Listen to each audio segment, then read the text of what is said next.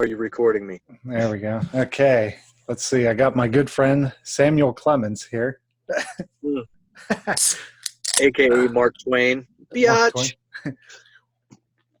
Okay. That's Mark Twain's real name. You know that, right? Samuel Clemens? Yeah. I did not know that. Thank you for educating me. You learned something today. Yeah. Jeez. Okay. Man, this heat. This heat's killing me. Took me by surprise. My house is hot as shit. We've had the heater on, and I didn't know it. I didn't know it. I didn't notice until just now. Here it's ours is turned off. Everything's turned off. It's like 75 downstairs, so I can only imagine what it really is up here. You know. Where are you at? Oh, you're upstairs. Yeah, I'm up in the bedroom. Well, I figured, I guess Ashley's outside. Out front. So. Oh, really? Yeah. Well, it's nice out. So yeah. Then I see the neighbors are outside. They're doing like a little bonfire. I wonder if they were doing those like cannon bombs, those bomb sounds going off. Well, I mean, it could have been fireworks. Yeah. I went out looking. The second one, I went out. I didn't see anything. So who knows? Yes, I thought it sounded like a cannon. Yeah, I mean, to me, it sounded like a rocket going off or a mortar or something. Yeah, like a bomb, like some kind of ordnance exploding.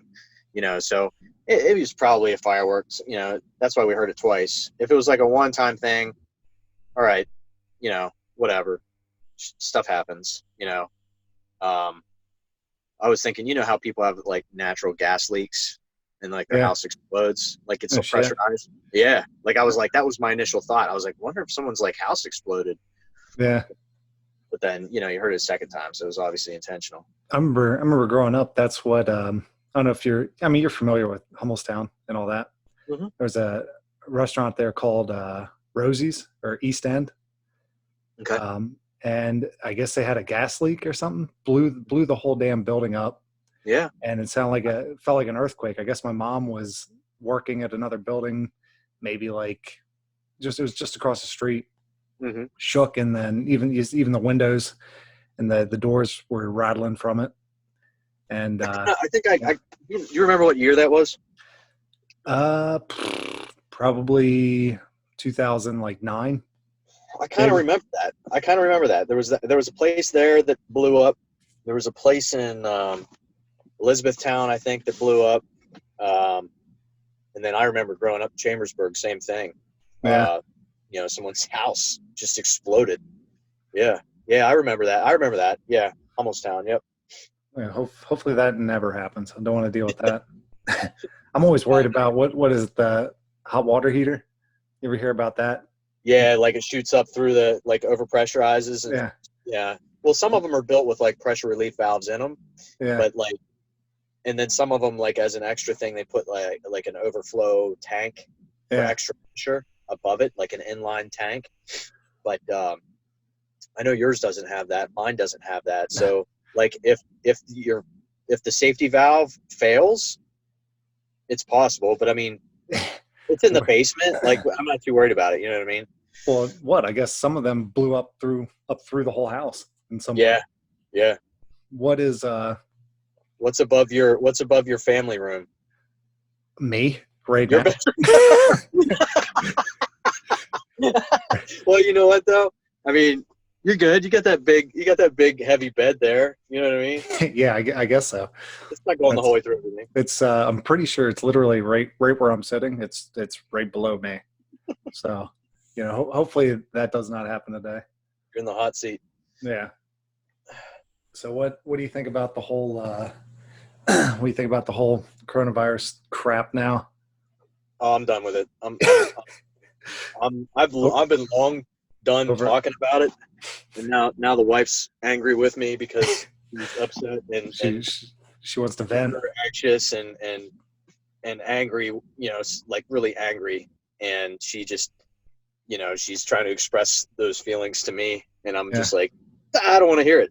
I don't want to hear it anymore. I don't want to talk about it. Like I just want to kind of ignore it for a while until it goes away. I mean, that's kind of what you got to do.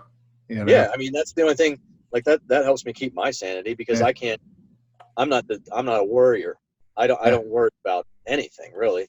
So Nothing's really changed for me other than, I mean, I don't work now, but kind of worked out for me because now I'm getting unemployment anyway. yeah, So, yeah, and I plan on cutting my hours down anyway because stay yeah. home with the kids. No, yeah, you've got like a little windfall there. But I mean, I think they're already talking about there's other states. Forget Pennsylvania. Pennsylvania's just terrible. But we have one of the most corrupt states in the country, and that's a fact. But Yeah. some of the other states have already opened up, and they're going to continue to open up. And Pennsylvania's going to have to follow suit. The Supreme Court's asking Tom Wolf about whatever, but eventually everything's going to open back up, and people are going to get out there. Yeah. And people are going to get sick, and that's okay. We need people to get sick, so let them go out. Get out in town, touch stuff, sneeze on each other, cough on each other, get sick.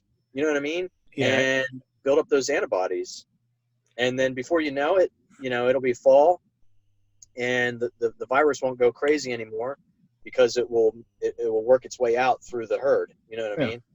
And we're already seeing it. Like, it went from East Coast, New York, New Jersey, headed west. Flowing out. And, I mean, there was people that got sick on the West Coast, but they caught it early. And, those people were actually from China, coming in from China, whereas the East Coast was people coming in by way of Europe. Yeah. So, eventually it'll peter out, and, come fall, I mean, everything will be back to normal, and, it'll be an afterthought. This time next year, it'll be like nothing ever happened. People forget about it. I think the only thing that really what they should limit is the whole, bars, restaurants, and that I don't think should be open just yet. I think the way that it is right now is fine, but stores, shopping, things like that, I don't see why they're not open anymore. Yeah, I mean, the bars, like forget about bars. Okay, that's not a necessity. People are worried about the liquor stores and all this stuff. I'm saying anywhere you go and you sit, for a long period of time. Well, I think you can do it though with restaurants if it was like every other table. You know what I mean? So they would have to operate at 50% capacity, which, I mean, if you are a restaurant owner, that's not good for you. Yeah. But something's better than nothing, right? And, if they can make up still continue some of that curbside service that they're doing now, some of these places, like we went at Longhorn. I stopped by the auto store next to Longhorn on Carlisle Pike today, and to get some oil, and I saw the sign that they had curbside service available at freaking Longhorn Steakhouse. You know what I mean? Yeah. If Longhorn Steakhouse can do curbside service to everyone, well, why not do 50% inside sales, 50% outside sales, maybe even start up like some courier delivery, DoorDash type stuff. You know what I mean? Yeah, that's how it should be right now. We went to Black and Blue, and I got pickup from there, and I mean, it was pretty good. The guy, I just pull up, the guy takes my name and then runs in, grabs the food, and runs right back out, hands it to me. He's got a mask, gloves on. But I mean, like, there's a lot of places that we're already starting to carry call ahead service, like Olive Garden, Red Robin, places like that. It's just, I think the initial hit of it, no one was prepared, and restaurant owners didn't really have that business savvy to start doing that and jump on it. So I just assumed every restaurant was kind of doing that already. Oh no, they rely on their hostess, to sit there and make a schedule, right? Reservations and carry that, and they staff their wait staff accordingly. I think the people who are the waiters and they're waiters, they're screwed. Yeah, that's kind of, I think that's they're just gonna have to collect unemployment. Yeah. But I was tipped big. I was tipped big for even when I'm picking up food. I think I went down to Pandy and I got wings. Mm-hmm. And we got a couple of food, and I think the bill was like 20 some bucks. I gave the guy, rounded up, gave him like 9 or 10 bucks. Oh, wow. Rounded up, because I mean, geez, you know what, that was, I guarantee you most of their income came from, you know, regulars that came in, got drinks and tipped off of that. Well, nowadays, like, I mean, just with this, you know, situation we're in, yeah, I can see that. I mean, typically I'm a 20% tipper. You know what I mean? Which is super simple math. You know what I mean? Yeah. 10% of anything is Move easy. the decimal over and times it by 2. Yeah, I don't have to do decimals. It's just, yeah. Oh, your bill's $55. Okay, well that's $11 tip for 20%. Like, I can just take that $5.50, double it in my head quick. Like, I don't have to do anything. I just double it up. So, I mean, that's just standard for me. But yeah, I could see, you know, going curbside service kind of thing. Pick some wings up at Pandy and give a big fat tip. That's good on you. Yeah, I just like doing it because I know they're struggling. And what's a couple extra bucks for, you know, the few times that I go out? Most of the food that I'm eating is, you know, at the grocery stores that we're making now. And so absolutely. Yeah, we did the drive-through thing though today. We went to Wendy's because we were everything took forever. It took forever to get out of the house with the kids. Took forever to get there. Like, everyone was driving slow. She wanted to go to Target to get some garbage, so we went to Target, got some trash, and then I wanted to go to Ollie's to get a rug for the basement. So so I did that today. How crowded was Target? When we first got there, it was pretty crowded. And then, I mean, we were there for a while. She just kept looking at stuff that we didn't need, and I just said, you know, come on, let's go. I want to get out of here. And you got the face mask and stuff, so you're hot air on your face, and you're breathing your own stank breath in. You know what I mean? Like, it's not my thing. So we got. By the time we got out of there, it wasn't too bad. We stood in line for probably 15 minutes, but we didn't have to stand in line to get in the store. You know, if that was concerned. But and then running into Ollie's was busy. It was packed. But I got there just the right time. After I went in, she said that they started a line around the side of the building. So I walked out. There was, like, they had it cordoned off, and there was like 15 people in line to get in. I just wanted a pad and a rug for the basement for the kids. They're driving me bananas, and so I get them out of the living room and go to the basement. Was that the first time the kids finally got out? Mm-hmm. Yeah. Like, I mean, like, over the mountain. Yeah. Like, I took them to the park down here a couple times, but to ride bikes. But to go over the mountain to town. That was the first time.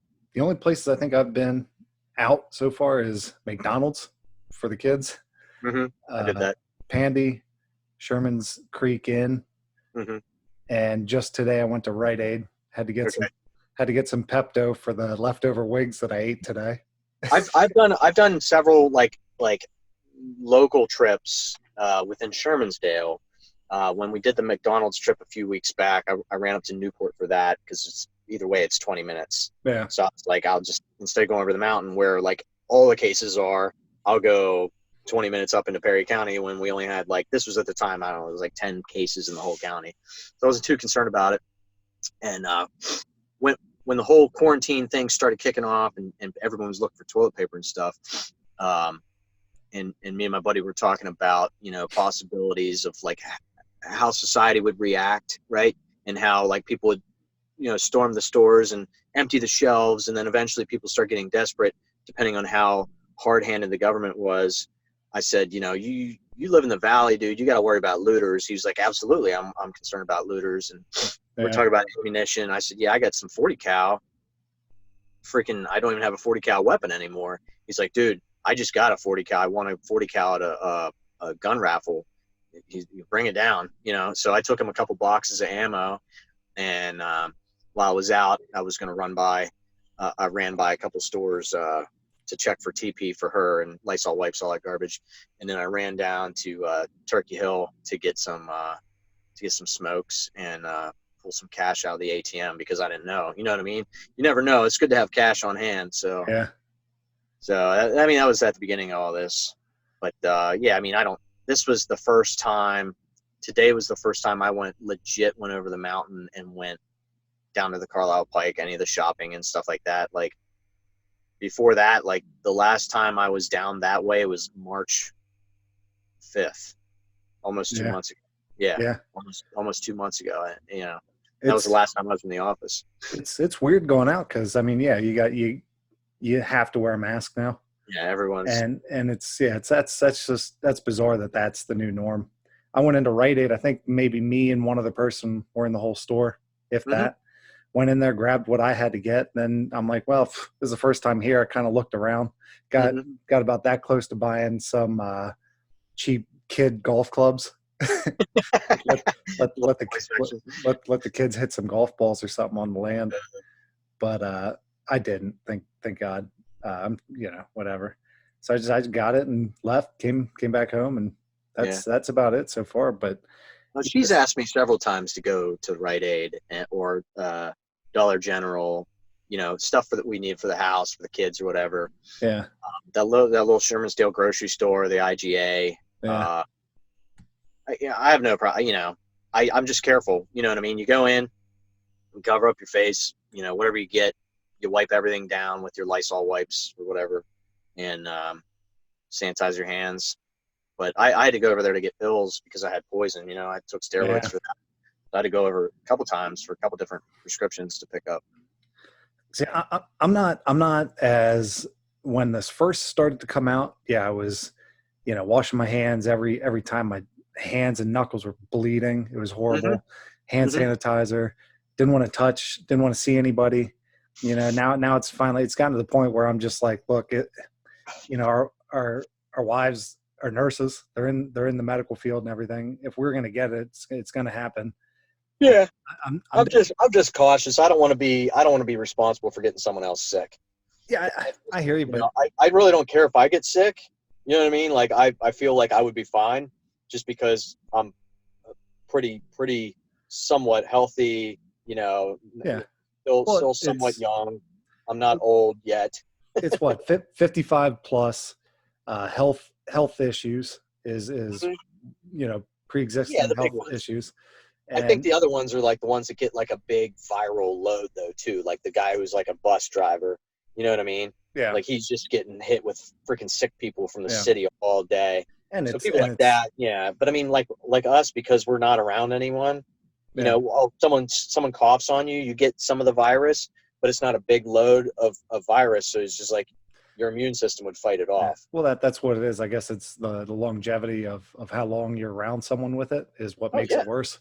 Yeah, like the doctors and nurses being around it, you know. But again, you know, that's the horror stories that everyone kind of focused on and the media is very good at doing. Oh, yeah.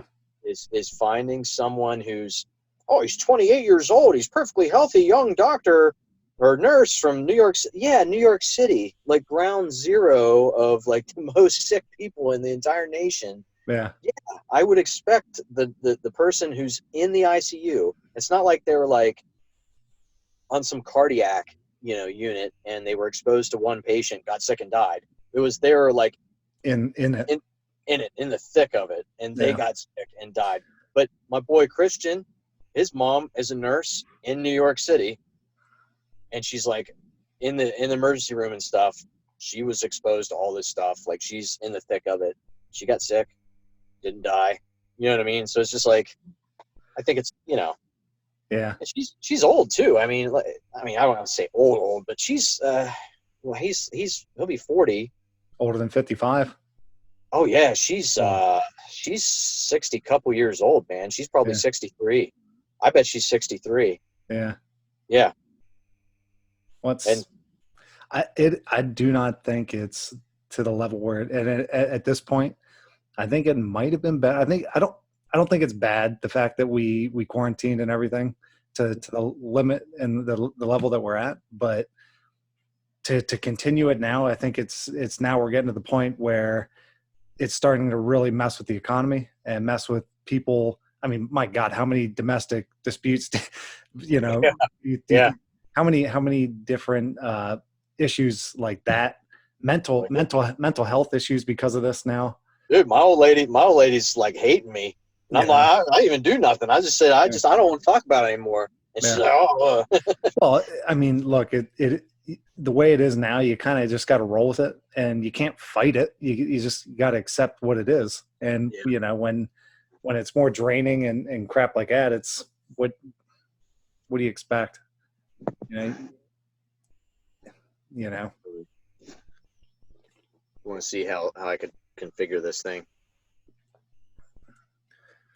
So yeah, I don't think it's nearly as bad as what they thought now.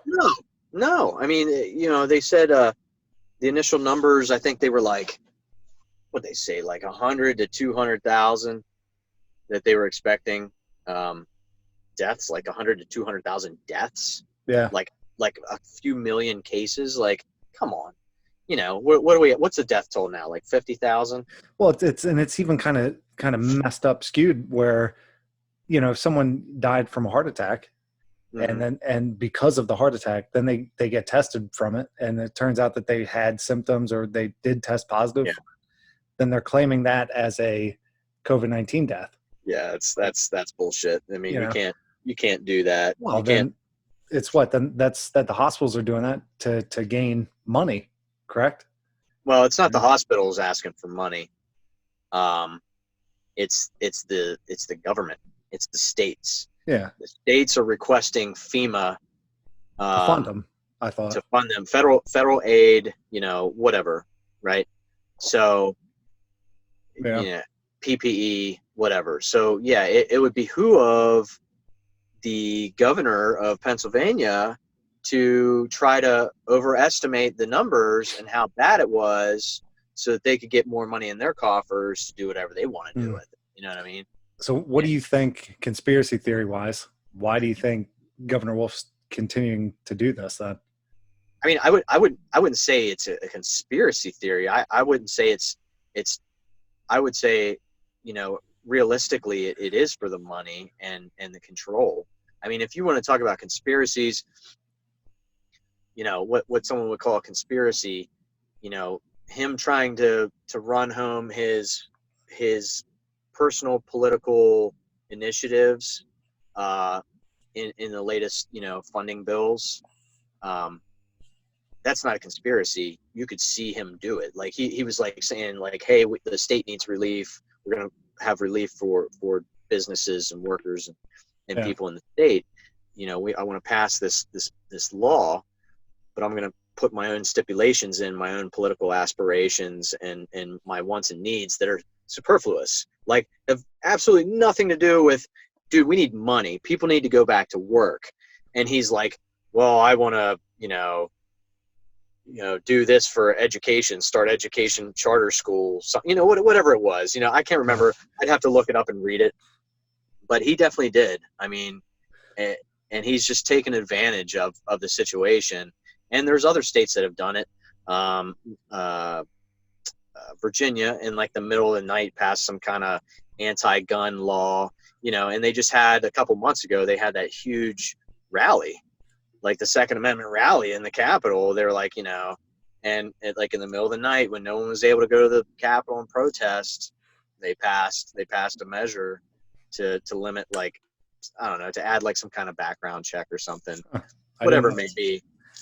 I saw what he was trying to do was, I guess, stop your ability to buy bullets from, you know, like online. Exactly. What does that have anything to do? What does that have anything to do with surviving and COVID-19? Yeah. Right? What does that have anything to do with that? Right? If anything, you should want people to be able to protect themselves, because now, you know, people are going to be desperate. There's people going to be out of work. They're not going to be able to go get bullets somewhere at a store, because, and that's what they did. People went up and bought a bunch of rounds and bought all these weapons up. You know, people. That's what I did. Yeah. I mean, yeah. And you have people with no business owning a gun, you know, buying guns now. Like they're just buying anything and everything, and they don't know how to operate it. Yeah. Well, that's on a whole nother level for that. But yeah, I got that, what is it? Shield Easy now. So and then as soon as I found out about the whole bullet thing, I forget who sent me that. There's a friend of mine that sent me about it to sign the thing to protest that, or petition. Yeah. And hell, I bought like four or five boxes of 9mm bullets because you can't buy any here. Yeah, you can go to a store and buy it, and I mean, and even if you could, people are freaking out because this is like a once in a lifetime thing. They're really freaking out. Like you know, there's some people that like this pushed them over the edge. You know what I mean? Like, thank God we have some somewhat level-headed personalities that we're just kind of trying to take it in stride. But there's some people that were already on the edge, and something like this pushes them over the edge, and they go do that. They go buy anything and everything. They're the ones who are hoarding the toilet paper. You know what I mean? The people who are just going nuts, getting several carts, like going to Sam's Club with 2 carts just to fill it up with toilet paper. You know, people are buying weapons. I think a lot of people did that also to try to kind of, make a little extra money. and then when they found out that they can't, upcharge or overcharge for the TP, or the government's coming for them. Hey, get ready for the yard sales, buddy. Yeah. The yard sales we're coming this summer. You're gonna have half off TP. Oh geez, oh no. But it's kind of like whatever's put out there in the media. The fact that of course the first thing that gets taken. I mean, most grocery stores or anything like that, the stock of TP, it's not huge. I mean, it's just one shelf. The things are pretty big to begin with. So if everyone buys 1 or 2 of those the first time, of course the whole row is going to be gone. And then the fact the media just went on top of that, then it's like, oh geez, everyone's taking TP. And then I remember thinking like, oh shit, like I better get a bag. I know. Toilet paper, coronavirus, people freaking out. Media. Yeah. So what was after the whole TP thing was then I guess it started to be Lysol wipes and stuff like that. And then that was kind of right at the same time. Yeah, that was kind of the same time. The Lysol wipes and sprays and everything else and hand sanitizer. I remember, she was worried about the hand sanitizer, so she sent me out several times to the local spots, Dollar General, whatever. No one had it, and she was trying to find it on Amazon and wherever online retailers, and I stopped at that little Shell gas station there in Shermansdale, and I was like grabbed a candy bar and a pack of smokes and a Monster or something, and just kind of looked over my shoulder because I knew that they had pills and stuff like that, Advil and that kind of stuff, and I looked and I found a couple packs of the little tiny travel hand sanitizers, Purell or whatever. Yeah, it's not even Purell. It's like some off-brand. Top Care. Yeah, something like that. Yeah, I grabbed a couple of those little bottles, and I have one in the door in the truck. Still haven't touched it. I'm about halfway through the one. Eventually, they started producing more of it, and it caught back up. But I think, there's gonna be some people that are gonna be, like I said, over the edge. They're gonna be like that for a long time. People are gonna go out and buy, like our mutual friend is going to go out and buy this huge bottle of hand sanitizer. Like, I don't need that. You know what I mean? Go find some water and soap. Yeah. That's better for you anyway, honestly, because the hand sanitizer, it gets rid of all the good bacteria on your skin and hands. Yeah. Especially if you're using it every day. But I mean, shit, and then you had all the beer stores, local beer stores that were selling hand sanitizer with the alcohol that they had. So a lot of people are going to have overstock of that shit. Like you said, yard sales, they're going to be selling toilet paper, Lysol wipes, and fucking hand sanitizer. People are gonna have to. Yes, I'm saying people are gonna have to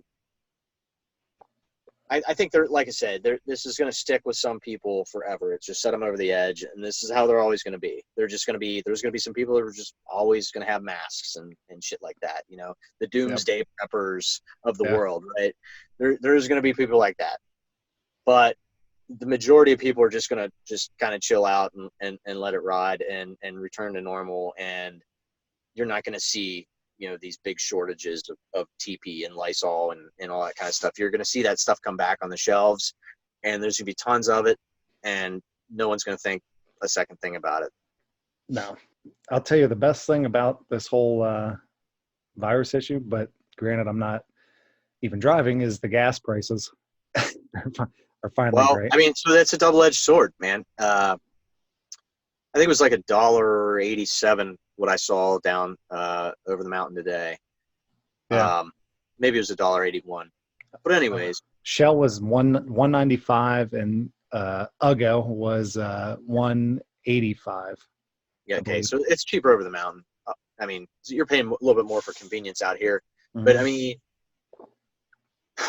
the reason I say it's a double-edged sword is so OPEC, right? So the reason why we are aligned with Saudi Arabia and we buy their oil is to counter Russia and Iran, right? And to maintain some kind of peace in the Middle East, right? And so from a national security standpoint, when gas is way down, that also means our allies are down, which threatens our national security. I think also because the price of a barrel of oil is so low, we don't even stand a chance in the market. Like if the United States wanted to start selling oil, right? Yeah. If we wanted to grow our GDP, we have a huge stockpile. If we wanted to start selling our oil, we couldn't, because it's a bottom. Like it's at the bottom, right? So the only reason the gas is like still over $1, you know, when it's what $1.81, you know, in PA, because our taxes are so high. Like other states, it's down around $1, right? When gas is, they're not making any money. Those companies aren't making any money, which means they're laying people off. You know what I mean? They're not drilling, they're not pumping, they're not doing anything. And the only reason it's $1 is they're still trying to control the supply through the refineries. Like the crude oil, like them pumping it out of the ground, at this point, it's not even worth them to pump it out of the ground and send it to a refinery. So the refinery is like, all right, we'll slow production down so we can still make a semblance of a profit. So, you know, it's one of those things where the market needs to ebb and flow a little bit. There needs to be money to be made. And if the money's to be made, people are working, right? And if people are working, you know, then there's competition. And if there's competition, there's a chance for us to make money. And it, you know, let's say Iran and Russia, you know, went together and started producing oil and got strong. What would happen in the United States if Iran and Russia were strong, right? What if they took the supply of oil from Saudi? What if Saudi, just the kingdom, collapsed, right? And Iran came in and said, all right, well, we're going to rule the Middle East. We're going to create a new, you know, ISIL, right? ISIS, a new Islamic State. Think about that. Think if there was an Islamic State which they tried to do, was Syria, right? Yeah. Like everyone was, you know, ISIS under Obama, ISIS happened, right? Because we stepped back.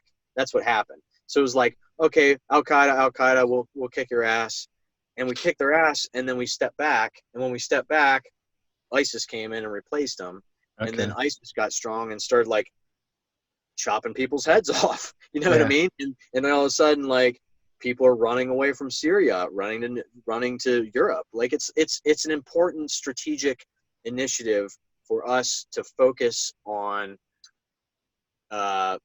Saudi Arabia and support them somewhat. Obviously, support Israel for peace in the Middle East because of the potential fiscal ramifications, right? You know, the money.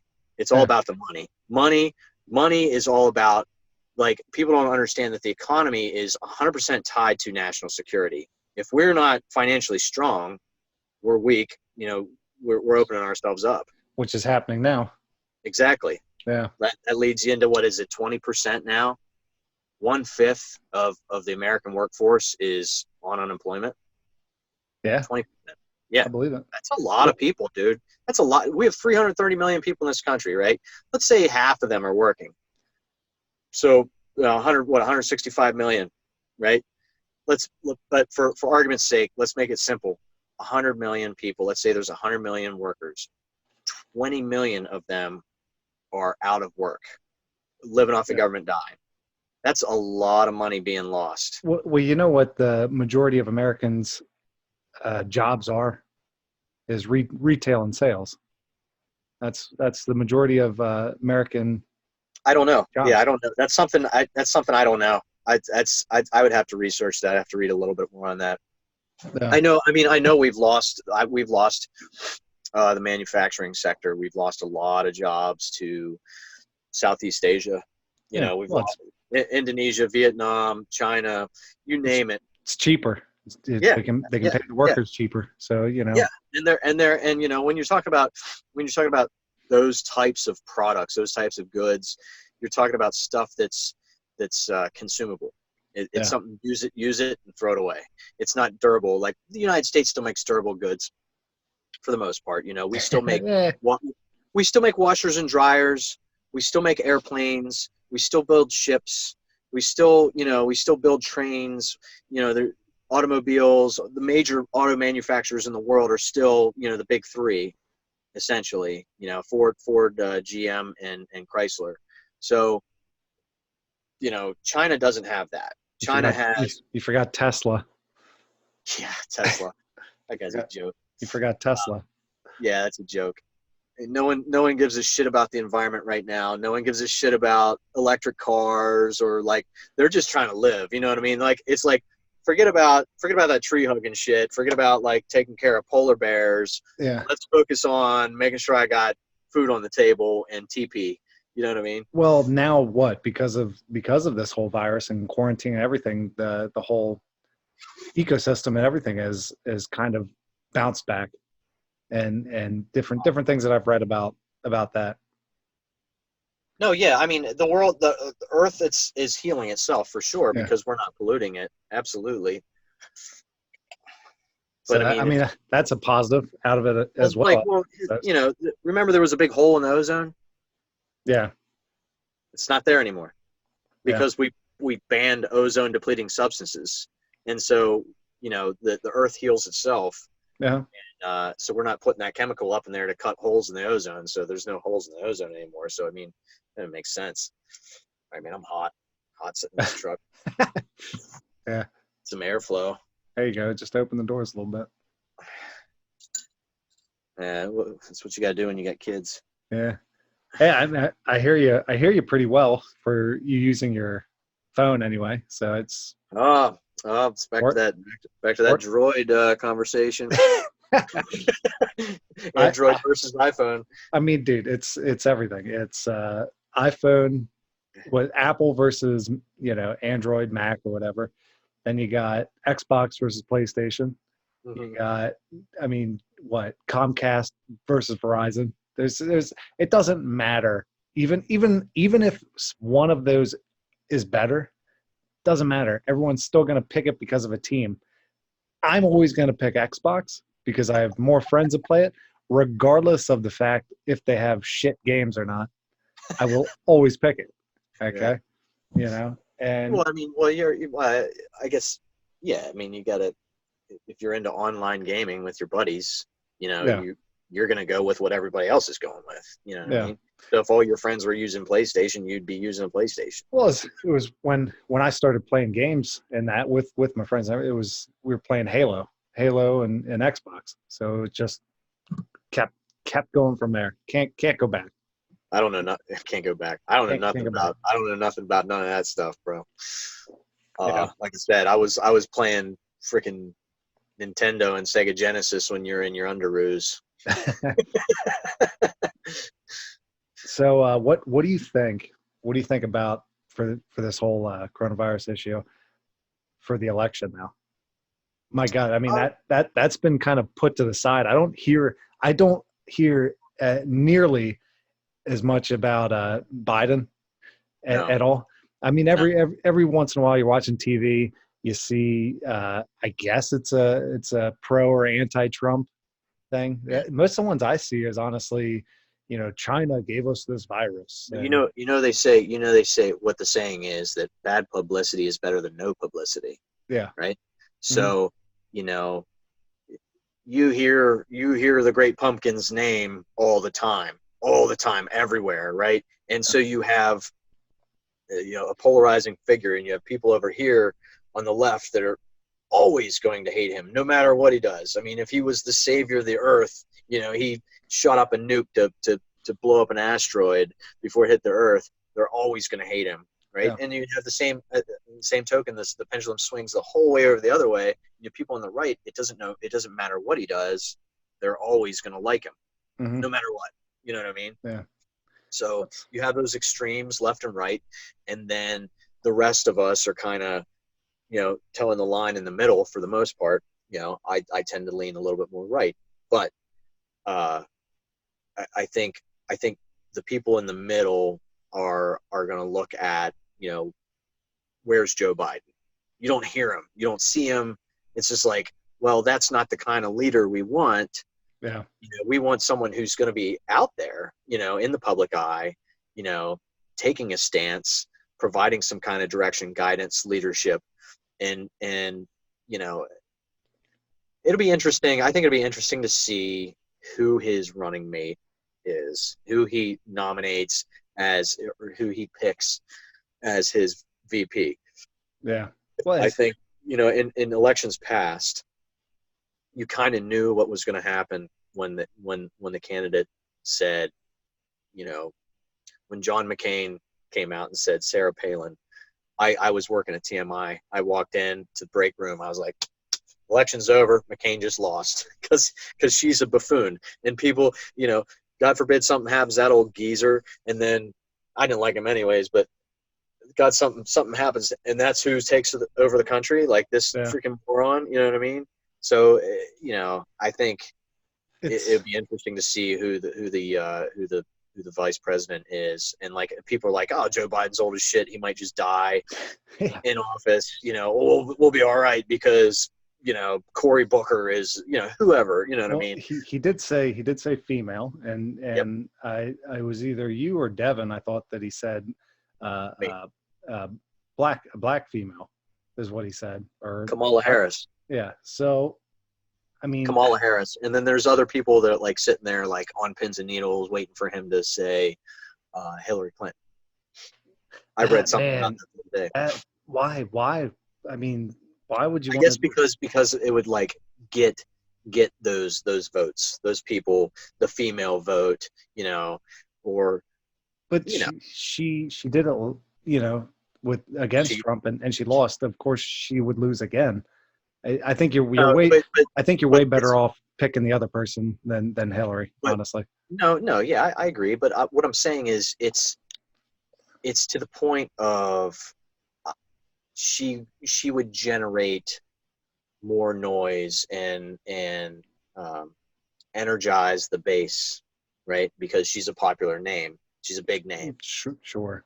So to get those people out and to get them to vote for him, to get off their couch and actually come down and vote, because in any given election, you're only looking at like a third of eligible voters are actually showing up. So, I mean, what's this going to be like?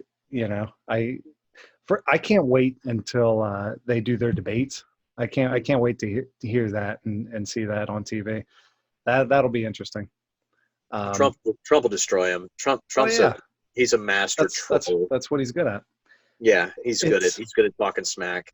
It's funny because growing up before, I was always more liberal, more kind of left, And then most people are, yeah. And then, the older you get and everything, you I'm definitely more middle. I see both sides, but it's still, they still don't have anyone good. They still don't have anyone good. And why, I mean, at this point, it's kind of like, why not just continue with what we got, I guess. Dude, and that's what it's going to be. I would gladly vote for a legitimate candidate from the left. Like, I'm fine with that. John F. Kennedy was a Democrat, but the Democrats of the 1950s, late 1950s and early 60s are conservatives now, right? But the conservatives now, it's, I mean, they've just gone so far out in left field. They've just lost so many people. Like, they're just pandering and to different people, and it's, like I said the other day, it's insulting. Sometimes the things that they say and do, that's how they think of the American people. Like, we're that stupid. Like, it's a power grab. They're playing political games instead of trying to do what's right for all of us. They're just trying to do and I mean, the right does the same thing to an extent, but it's detrimental to society, man. It is detrimental to society. The gender pronouns, all that crap, Well, speaking of, you don't hear that anymore. You don't hear about that anymore. That's what I'm saying. It's all superfluous bullshit. Like, no one cares about that stuff. It's only like, I just don't get it.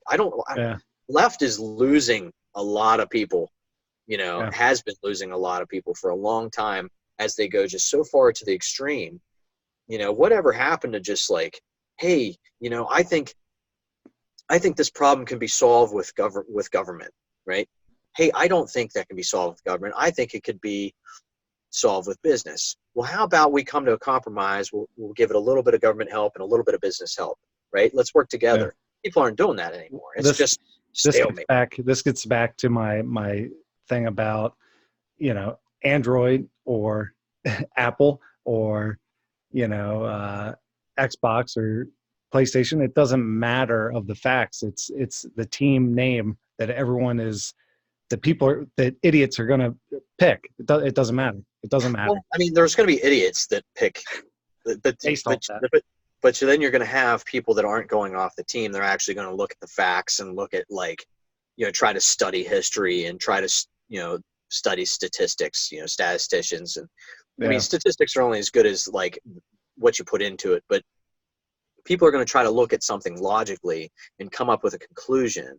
You know what I mean? Like, that's the scientific method. That's my train of thought, is try to look at something logically. Does that make sense? What they're saying, what I mean? And really make sense out of it. And I can't, for the life of me, you cannot spend your way into prosperity. It's impossible. Fiscal liberalism is just out the window. Like, it's not even a possibility. So, like, conservatively, I'm definitely fiscally conservative. Socially, I think it depends on the issue.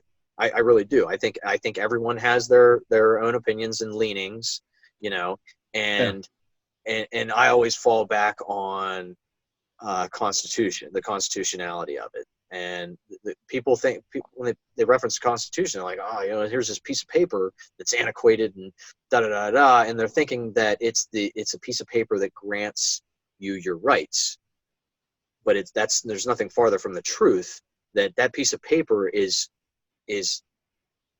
limiting government, right? It's saying that we're all equal, everyone, man, woman, whatever, whichever way you swing, right? We're all equal, and we all have the same rights, and everybody should. And we're going to put it down on a piece of paper, and we're going to say that it's never been done before in the past, and here's how we want to do it, and we're going to keep it that way, right? And so we're going to limit the government. But there's people that want, democratic socialism, and they think that the government grants them their rights. They think that a central group of people know better than everyone else and can tell you what you can and can't do, in your house, with your God-given freedoms. And I'm always like, no. I'm a free man. I don't care what you're into. Like, you do you. Just leave me alone, right? Don't make me pay for your shit, right? You want to get abortion? That's on you, right? Yeah. Government shouldn't fund it. That's my thing. Government shouldn't fund it. That's on you, right? You want free healthcare? Go figure out a way to get it. Don't make me pay for it, right? I'm doing my shit, right? I'm taking care of me. And there's also the great thing about freedom is there's a lot of people that can make a lot of money in our country. And those people that make a lot of money, they give to charity. There's social programs that are run by churches and other places that are not run by the government. And oh, by the way, I work for the government, and the government is wildly inefficient. It sucks, right? Yeah. Just because it's so massive. And I'm all for like a smaller government and individual responsibility and accountability. I look at everyone else as an equal. I mean, maybe I'm wrong, but that's just how I view things. Everyone's equal. Everyone has equal opportunity. Yeah. I think we fall short when people expect equal outcomes, right? You can't expect an equal outcome. There's no such thing. Yeah. Well, I mean, honestly, look, what rules, what rules everything is money. Money rules all. You know what I mean? That's just the way society is, and it doesn't matter. I mean, yeah, I would love to help everybody. I would love to help, the world, make everything, but at the end of the day, money is what rules everything. Yeah. It sucks sometimes, but that's just the way it is. Reality. That's life, That's the way it's gonna always be, I think. Yeah, absolutely. But that's life. And so, everyone has their own idea of what success is. And the American dream is success. Being successful is, owning things, right? Yeah. Owning things. And the more things you have, the better. The bigger the house, the bigger the boat, the bigger the truck, the bigger whatever, right? The more bigger, better, Hulk Hogan's America, back in the 90s, early 90s, and it's true. I mean, dude made a ton of money, had a big, stupid speedboat, and he was doing movies and all kinds of stuff, making money hand over fist, and that was, quote, the American dream. And you saw that with the McMansions, the early 2000s. People were building these huge houses, empty rooms that they couldn't fill. Yeah. But it was just projecting that. And so, people are concerned with how much money and how much stuff they have. A lot of people are concerned with that. Yeah. I'm not that kind of person. I like to have a few nice things just because I didn't have anything growing up. You know what I mean? It's, you're a little jealous of the kid with the GI Joes. I didn't have the GI Joes. You know what I mean? I was jealous of my buddy Johnny, and his mom babysat me, and I got to play with the GI Joes when I went to his house. So it's like, I got my GI Joes. You know what I mean? I got my truck. I got my tractor. I got my things that I can use and need, and I'm willing to pay for and work hard for. But I'm not going over the top. I'm not trying to be a millionaire. I'm not trying to, make a ton of money. I'm just trying to do my thing, get by, and leave the world somewhat better of a place than. That's all you can do. I mean, the main thing that I learned growing up was, you don't want to live above your means. You know what I mean? Like I said, money rules everything. If you're living your life based around money, as far as like you're just blowing it, and you never have that backup, then you're stupid for people take risks every day though. I mean, some people take some people take a financial risk. Some people take a risk with their life. Well, yeah, everybody's different. Everybody's viewpoints are different on things, and I'm totally fine with that. I'm completely content with living a simple life, having a nice house, nice land. I don't, I don't spend a lot of money on things. It's just not my, I do my hobbies that I like to do: fighting, fitness, crap like this. Yeah. I like talking. So it's, socializing's good, oh yeah. You socialize with people, you build relationships, you can rely on people for things, and you network, and you try to surround yourself, for the most part. I think we all do. We all kind of try to live in a vacuum with like-minded individuals, Yeah. People with same interests, and so there isn't any social pressure. There isn't so there's no keeping up with the Joneses, right? Yeah. There are those people that are keeping up with the Joneses. They move into a certain type of, they move in a certain house, a certain community, a certain type of neighborhood. They dress a certain way, then they only associate with people so that they can get ahead, somehow financially, because it's all, like you're saying, it's all about money. So it is, on every level, it is about money. It's all right, do I have enough to get by? Or, what are my goals? What are my goals with whatever money I make? I think if I was more of an entrepreneur, more willing to take that kind of risk, and I was younger, I'm on my third mortgage. I have 2 kids. I'm just trying to get by, you know what I mean? Get to retirement. But, I think it would be nice to own your own business. You know what I mean?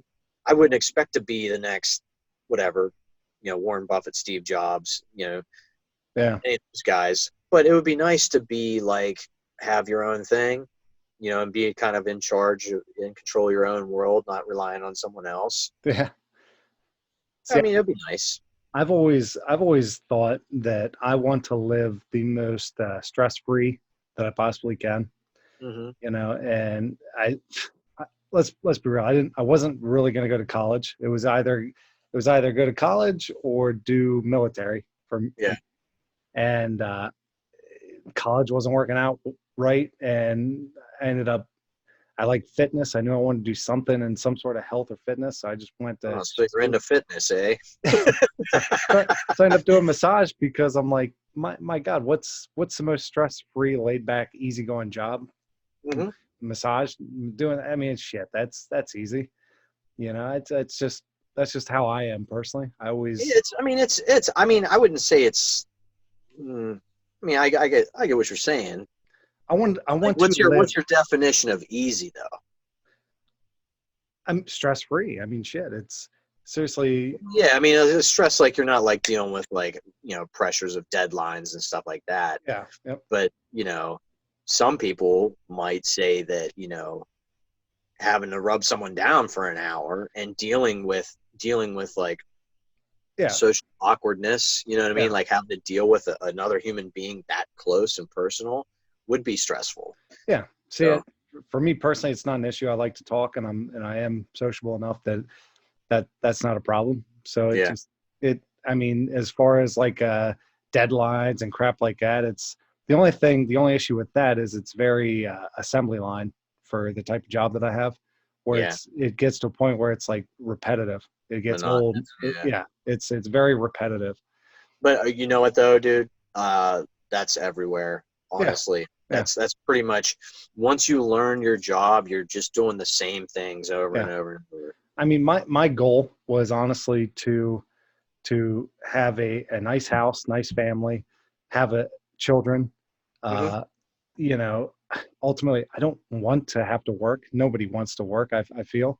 No. Well, most people know. Yeah. And I just wanted a good, laid back life, because I want to live as long as I possibly can. My God, if I could live healthy 100+ years, I would love it, but it's not super realistic. But I'm not that guy. That's just my viewpoint. I'm not that guy, dude. I don't want to live to 100. As long as I'm healthy, I'd love it.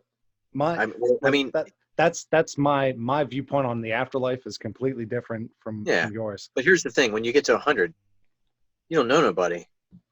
You don't know anyone. They're all dead. Like, all your friends are dead. You know what I mean? They all died 10, 20 years ago. So here you are, like, you're lonely. You can't go out and do shit. You're stuck inside or in a wheelchair. I mean, it's just like... As long as I'm healthy, I said. But did you ever see, what was that movie with Robin Williams, the iRobot one? Or not iRobot. I know what you're talking about. It was the one when he was made a robot and he wanted to be a human. And he ended up living past the people that he was a robot for. Yeah. You know, and then he finally became a human. And then it was set like, I mean, time heals everything. Over time, I think you just you meet new people and you grow from that, and then you mourn and miss the people that you've had. And I like watching the movies where they're like immortal, right? And they have that discussion, that thought of like immortality. You know, some of the like vampire movies and stuff. Yeah. You know, where, you know, they lose all their friends, and it's just constantly, they're in a constant cycle of loss. And I feel like I feel like my life would be complete, you know, somewhere in my 80s, where I got to see, you know, my legacy take hold. And my legacy meaning my kids being successful, and then them having kids, and those kids being successful. Like seeing your grandkids, seeing that they're, you know, on their way to being good people and contributing members of society. I feel like I would, everything I set out to do would be accomplished. And at that point, you know what I mean? Just hit the power button. I'm done. There's nothing else I want to do. Right. I've seen the world, and I'm old, and, you know, I don't want to wind up, you know, in a wheelchair, you know, drooling on a wall in a nursing home, or shitting myself and having to wipe my ass for, you know what I mean? Like, I feel like once I get to the point where my legacy is set, where, you know, it's time to go meet my maker. It's time to move on to the next thing. You know what I mean? Like, if I could live to be, you know, which completely unrealistic, if I could be 25, 35 in there for forever, that would be awesome, because I feel like there's always a continuation. There's always more things that evolve, that you're never going to get tired, or it's never going to get old. You know, you can move and put yourself in different situations, meet different people. I don't think it would ever. But here's the thing, dude. You're always going to feel younger than what you really are. You know what I mean? In your head, because you got the memories of, oh yeah, we used to, you know, party when we were, you know, and did this and did that, and, you know. But then I've found, as you get older, you find what your limitations are. Yeah. You know, you start finding, you know, physical limitations. So in my mind, I can still do a jump cut, you know, and I can still shoot a three, and I can still throw a baseball or catch, you know, do all these athletic things I did when I was younger. Yeah. Reality's no bueno. And you know, that's like getting back into a workout. You know what I mean? You end up doing legs, and when you haven't done them for like a year, you end up doing a leg workout, and then you're fucked up for the next week or two. So like, I mean, looking at myself, you know, I'm still 17. Always. I mean, I'm still telling your mom jokes and stupid shit. You know what I mean? Just like, I like being young and dumb and goofy. Yeah. You know, inside, in here, I'm still 17. But, you know, I'm starting to realize, hey, I'm 37.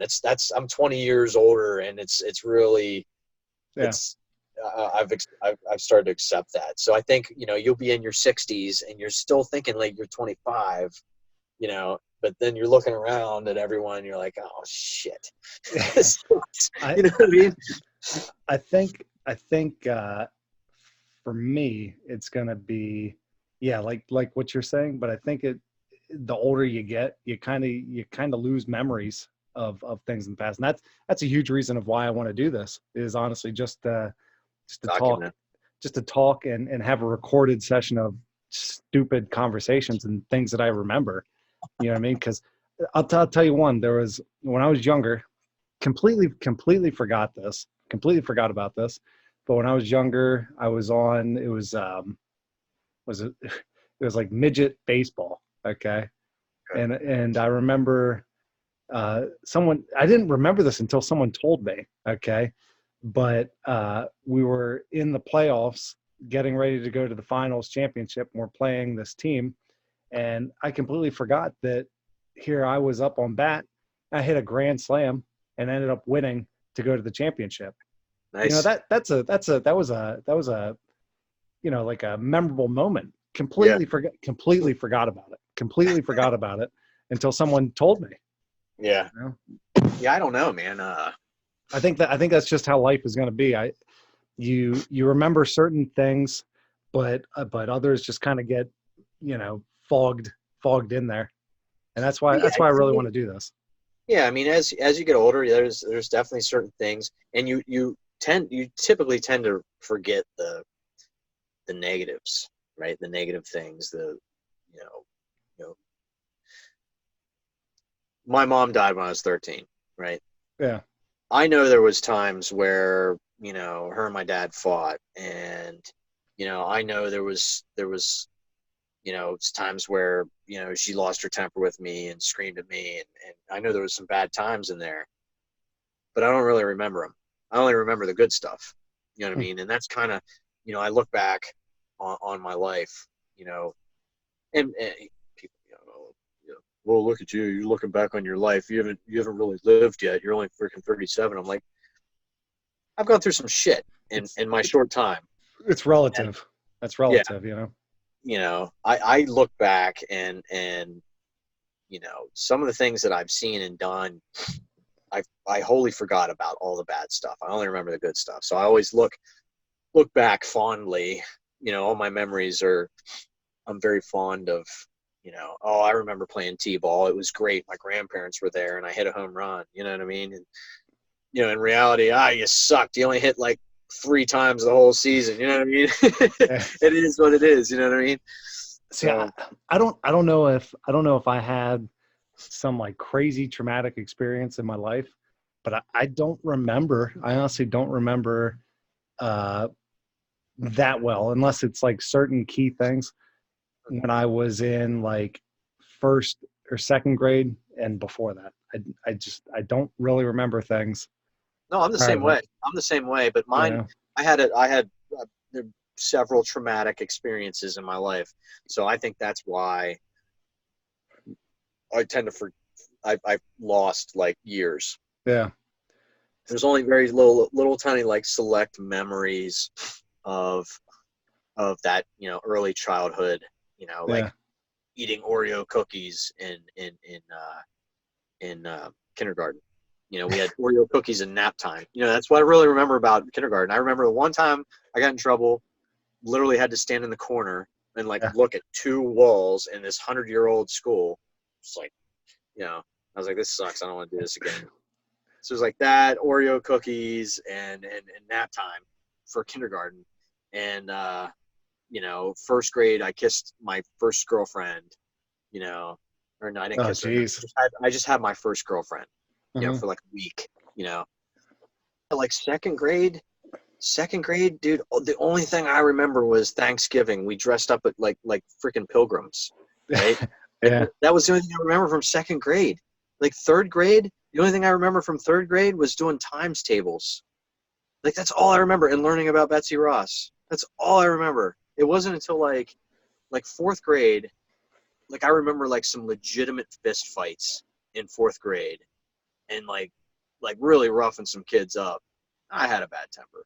Yeah. Too. Yeah. So did I. Shit. Yeah. But I mean, like there's very specific things like that happened in the neighborhood. Like we would play Smear the Queer.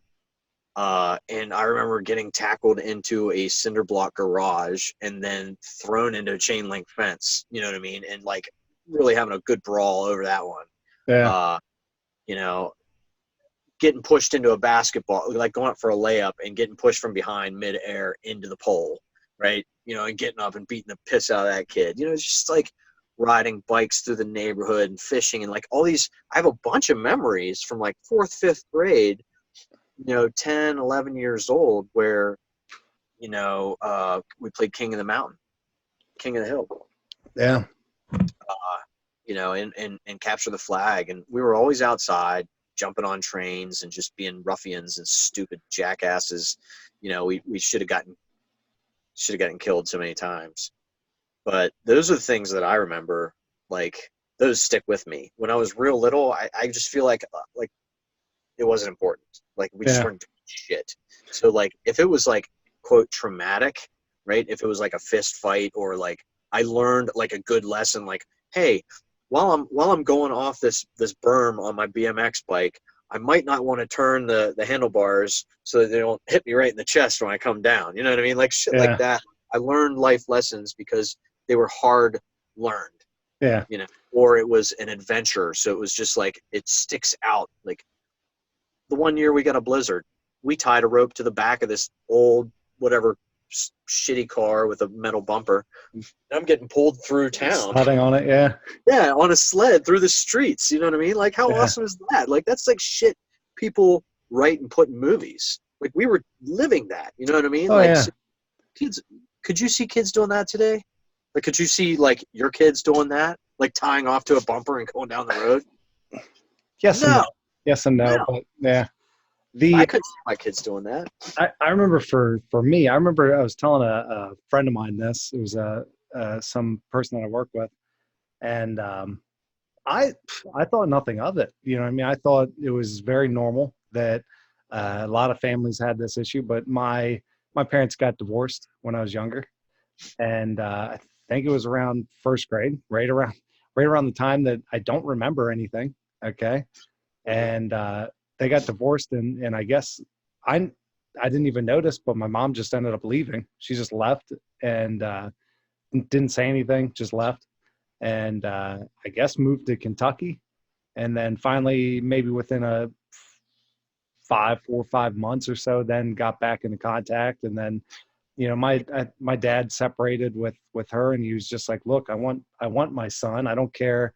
You know, if we're getting divorced, that's fine. But, you know, as long as I have my son, whatever. Yeah. So I was just pretty much raised with my dad and then my grandparents from that. Mm-hmm.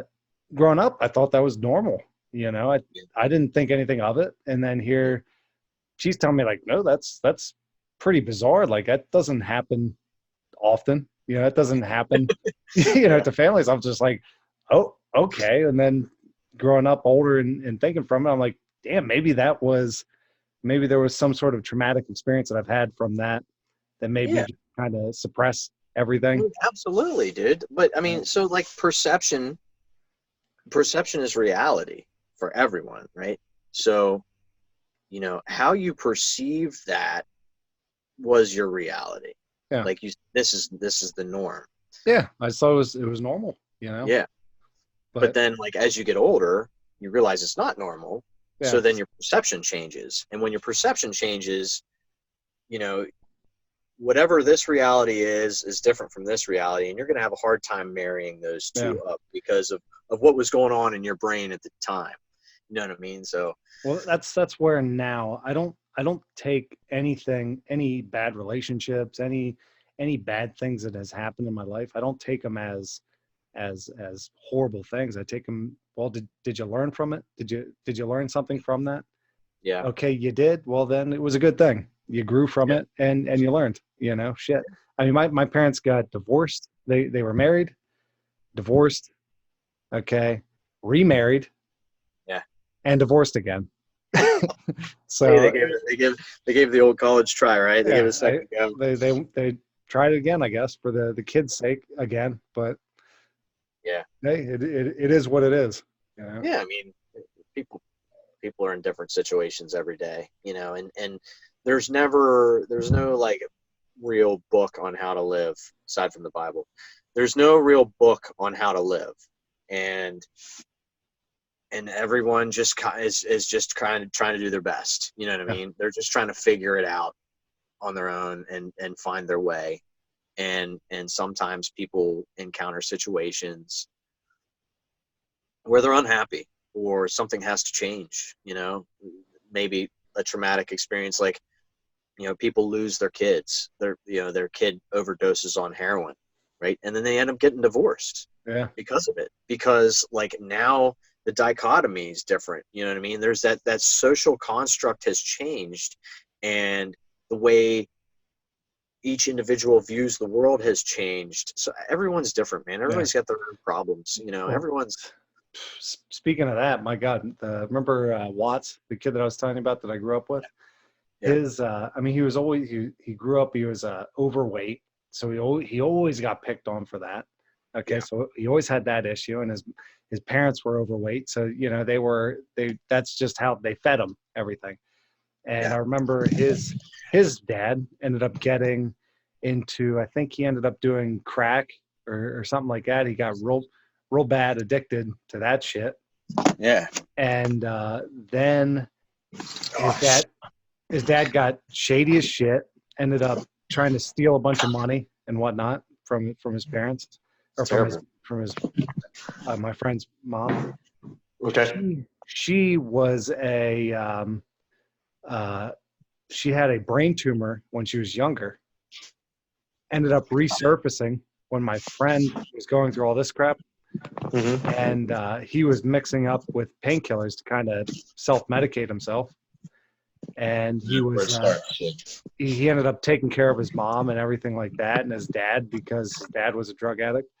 And so he had a lot of shit on his shoulders because of it. Mm-hmm. And then he got into heroin from it. And that's how it starts. He ended up overdosing. I mean, it was a family friend of mine ended up overdosing from, you know, heroin. That's you know, that's my first interaction with Devin was, he was telling me about him. Yeah. About your friend overdosing on heroin. This is, I don't know, 4 years ago. Yeah. When he died, right, 4 years ago now. Might be 5 even. Might be 5. But that was the first time I ever met Devin. Like he was tying one off, you know, and he was upset. He was upset about losing his buddy. You know, I get it. You know, I had friends do that kind of stuff, and I've seen it happen. I know how it happens. You know what I mean? Yeah. I mean, shit. My cousin was. So this would be my uncle's youngest. So my mom, on my mom's side. So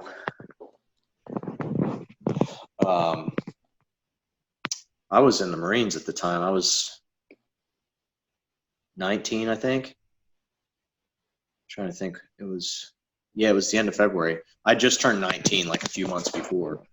And was I 19? No, I was 20. I was 20 because I was in North Carolina.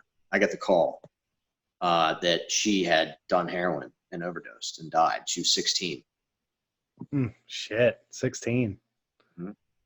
And I knew the people that gave it to her. I knew the people she was running around with. Yeah. There were some of the people that I had that touched some of my circles in high school.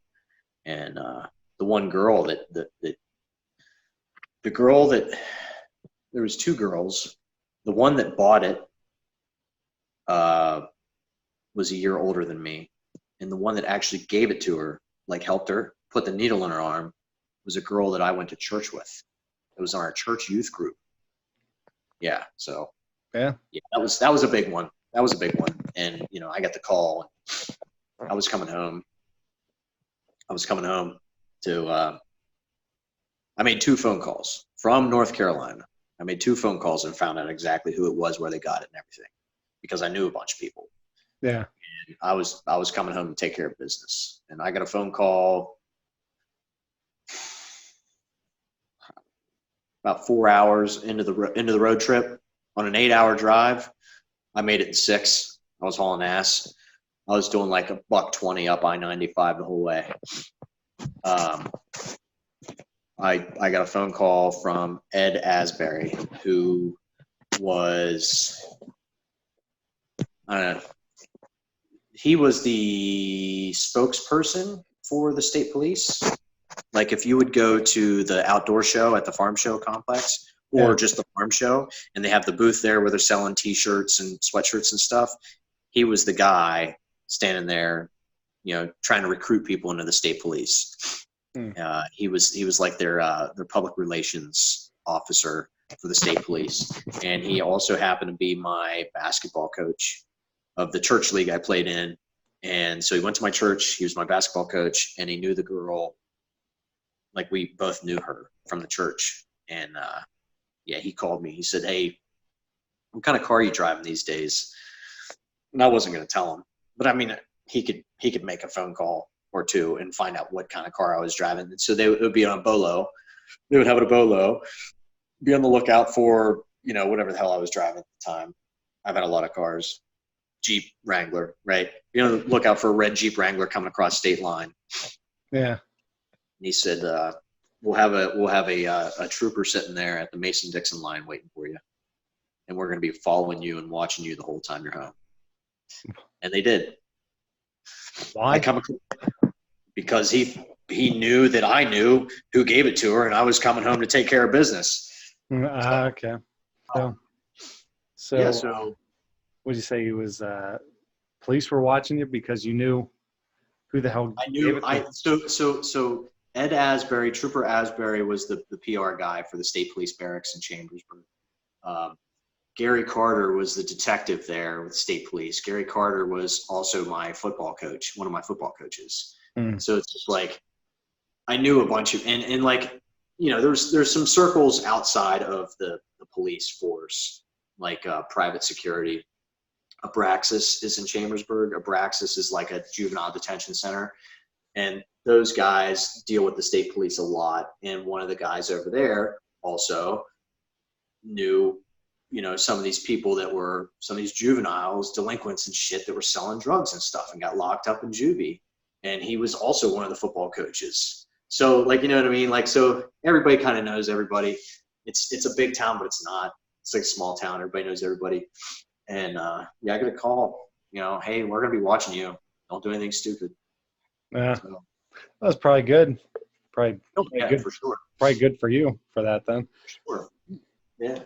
I was pissed. I was ready to let some heads roll.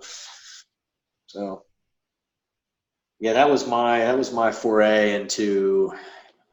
That was when the reality of drugs and people I knew doing drugs, really hit home.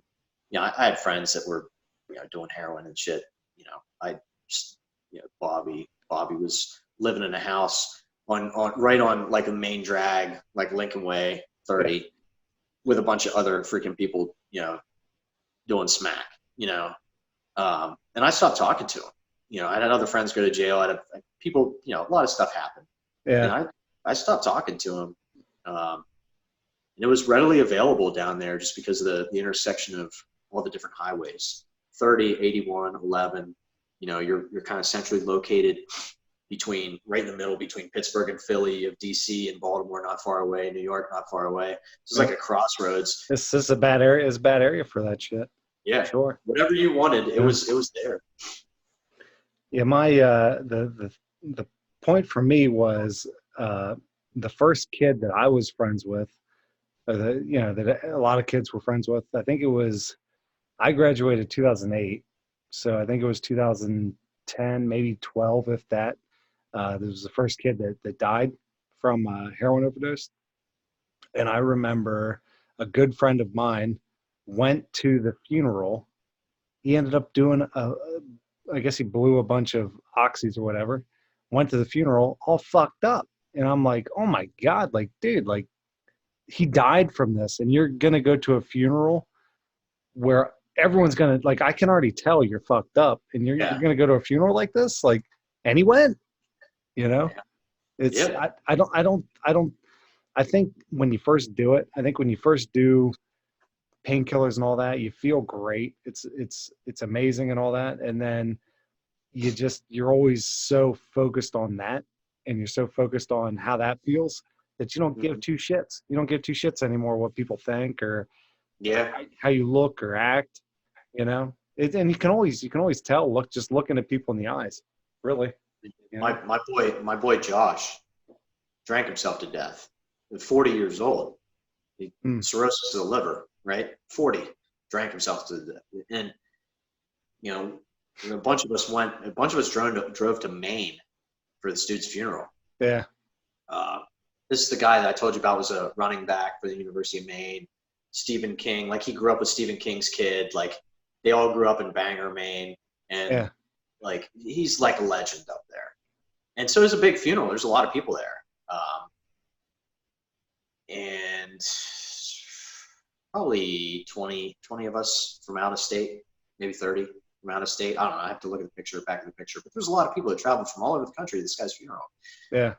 You know, those of us that knew him the best knew how much he drank, and he drank himself to death.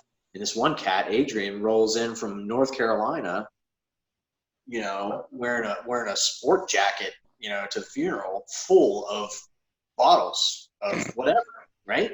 Yeah. And, you know, he comes to funeral drunk, and, you know, talk about sensitivities, you know what I mean? The family and everything else. Dude stumbles up to the graveside, and he's like pulling bottles out of his jacket, you know, handing them to us, and we're like pouring out, you know, at his grave and drinking. Yeah. Dude, this is the shit that killed this guy. Yeah. You know? See, that's where it's like alcohol it's acceptable because it's socially acceptable because it's legal and everyone does it. So yeah, I mean, shit, that's honestly probably one of the worst drugs. Yeah, more people die, more lives are ruined every day by alcohol. Yeah, I mean,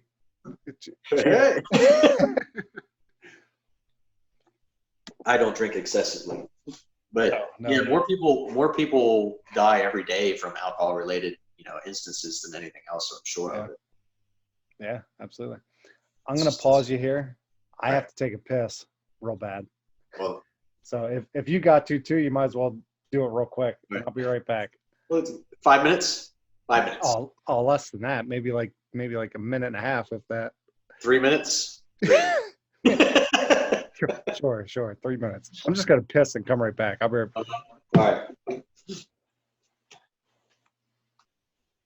Okay. Yeah. So, what are we talking about? Talking about traumatic experiences. Yeah. Fuck. So, UFC events. They're happening next Saturday. Next Saturday. You think it's actually going to happen? Yeah, I think so. It's May 9th, I believe. May 9th, Saturday. Sorry. I gotta look and see what are the fights even. Let me see. I know it's no, not that one. You sent it to me. Like who was on the card? Ferguson versus Gaethje. That'll be a damn good one. And that'll be a good one. Who you got? Ferguson. Yeah. You got to go with Ferguson. Gaethje's he's good, and he could knock him out, I guess, but Ferguson. Then you got Cejudo versus Dominic Cruz, and Dominic Cruz is always been a favorite of mine. Mm-hmm. Henry Cejudo has been, the dominant one. He beat Dimitri Johnson, and he's good. He won the Olympic gold for wrestling. Then he got Ngannou versus the big scary black guy. This guy. I don't know if you can see it. You see, you got that fight. You got. I'm gonna pick Francis. I'll probably knock him out. But they're two good knockout artists. And let's see. Cowboy versus Donald Cerrone versus Anthony Pettis. That'll be a good one too. So Cerrone's old, but Anthony Pettis, so man, he's always he's good. If I would pick, I'd pick Pettis. I like Cowboy a lot more, but I'd still pick Pettis in that one. I'm picking Ferguson for the main. I like Dominic Cruz, so I'm gonna pick him. Then I'll pick Ngannou, and then oh my God, Greg Hardy. He's the guy that was he was a football player, and he beat his wife or something. He's domestic violence. He's a piece of shit. He's gonna get his screwed. I honestly think UFC was kind of giving him fights, giving him like shit people to build him up. Yeah. And he kept winning, and then he finally had like good competition because he did a fill-in fight and he lost. Yeah, it's a spectacle. It's a spectacle just the same as like Brock Lesnar is a spectacle, right? It's just gonna sell. It's gonna sell tickets. It's gonna sell ratings. So in a way, it kind of cheapens the UFC, and I guarantee, like, the hardcore fans and the hardcore fighters, like the legitimate fighters, are just they don't like it. I think people aren't going to like that kind of stuff. It's like WWF. That's like when CM Punk was fighting. Yeah, you remember him? Or Kimbo Slice. You know what I mean? Like, get out of here with that trash. You know what I mean? You're not a legitimate fighter. It's just a spectacle. It sells tickets. It sells ratings. Yeah. It sells, pay-per-view. If you got a name, man, you're going to make money. You know? Well, that's like Bellator. Bellator, just, if you got a name, they're going to feed regardless of your age and everything. Yeah. They're going to fill that fight. Yeah. So I'm looking forward to that finally. Look at like Cyborg, right? Right? Cyborg is not fighting in the UFC anymore. She got beat. She's fighting Bellator now. Yeah. Yeah, and she beat she's already the champion for Bellator. So, and she'll probably make a good bit of money for Bellator and not have to fight Amanda Nunes again. So, whatever. Shit.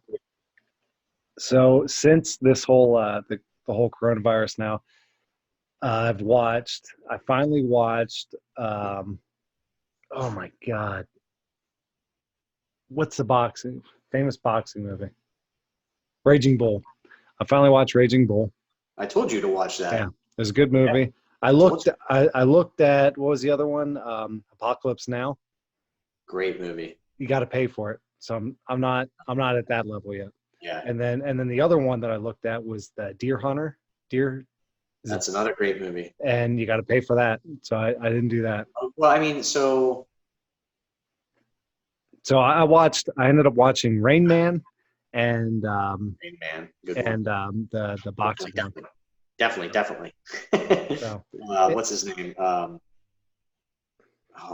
Cruise was well, yeah, no, I mean, it's Dustin Hoffman. Yeah, is Rain Man. Yeah, which it was a good movie, but it wasn't. The ending I thought was kind of like They could have did a little bit better. Yeah. But so I think I may own Apocalypse Now on DVD. I'd have to look through my freaking box full of DVDs. I may own that one if you want to borrow that. Yeah. I'd have to. Deer Hunter is just kind of a classic. It's a real long movie. So anyway, so you have the movie on DVD, you think?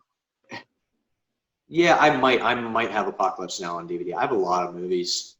I mean, that was the thing back in the day, man.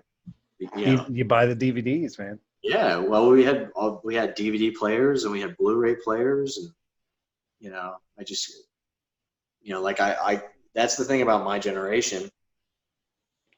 People say that people my age are part of a micro generation, the what do they call it, Exennials, or the other term is the Oregon Trail generation, where we remember a time before technology and we came of age during the technology. When were you born? 83. I could be wrong, but I believe you are still technically a millennial. Technically. but also it just, I mean, so the construct of sociologists are the ones who come up with these timelines and what generations are. And sociology is a quote science.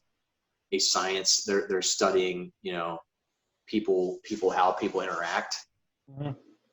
It's also known as a soft science, meaning there's really no right or wrong way to do it. It's just them trying to put to define, how society works and operates and is organized.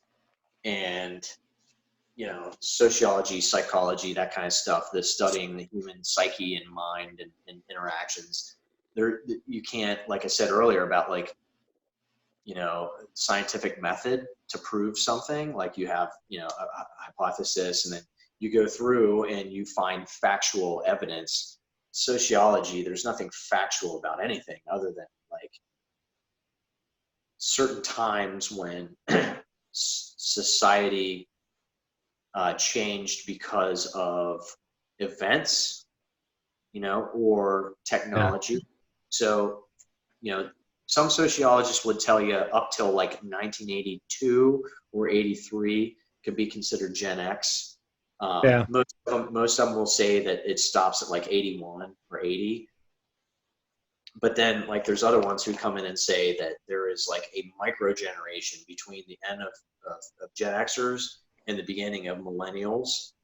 So for like from 1980 to if you're born 1980 to 1985, you're part of that micro generation, the exennials who kind of bridge the gap, What millennials are 1981 to 1996. Exactly. But that's the first thing you found, right? Yeah. Yep. Look at the next two or three, you know what I mean? You'll find stuff. And then look up exennials, XENNIALS, exennials. Oh, like little side groups of those. Yeah, okay. That's what I'm saying. It's like I'm part of that the Oregon Trail generation, where we were kids and we got one computer in the whole school, an Apple Macintosh. When were you born? 1983. 83. Okay. February 2nd. So I was like the beginning of 1983. 81 was Gen X. Was the end of Generation X. Yeah, that's what some of them say. Yeah, some of them say up till 83. Yeah. Anyway, the point is that I remember a time before technology. I remember a time before video games, and that before there was cable television, right? I remember being my parents' remote, going up, and we had a TV that was the dial. Yeah, had 3 channels on it, 1, 2, and 3, and it was on an antenna. And I remember not having a cell phone. There was no cell phones. There was none of shit. There was no internet. There was no cell phones. There was no video games. Like I think 85 is when the Nintendo original NES came out, and I remember being a kid and my parents not having any money, and us, my sister and I, begging for my parents to get us a Nintendo because we had friends that had one. 1985. That's when that came out. Yep. Yeah, but I'm talking like it would have been like 88 when we were asking for one. It was 3 years old at that point, but it was still too expensive for them. Yeah. Yeah. So I remember not having those things. I remember just having like a kind of simpler life. And my God, remember how much DVD players were? Yeah, that's what I'm saying. I have a Blu-ray player that, now you probably pay like $30 for a Blu-ray player. This thing was like as much as a PS3, right? And I was like, or PS4, whatever it was. I was like, let's get that because I can do more with it. Yeah. But yeah, I mean, dude, I had a Walkman. I had tapes. I had cassette tapes. We'd make mixtapes. We'd dub shit off the radio. Like you'd make mixtapes off the radio. And like, I remember having like, we still have, a box full of CDs, discs, a binder full of movies, boxes of movies, that kind of shit. You still have that physical Oh yeah. physical media, whereas now everything's digital, you know. But yeah, I remember I had a cell phone before smartphones. You know, I had fucking, you wanted to text someone, you had to push the button so many times. T9. Yeah. Yeah. Yeah. I mean, you know, people talk about the Nokia bricks. I didn't have a Nokia brick. My first phone, though, was a little tiny LCD screen that was like 1 inch by 1 inch. And it was like a candy bar style phone. Yeah. But the numbers were covered with like a flip up cover. So you had to flip that down to be able to touch the numbers, and it had an antenna that you pulled out. Like you pulled the antenna up. Oh God. That was my my dad's. I remember that was the first cell phone that he had. It was the Nokia. It was like a walkie-talkie.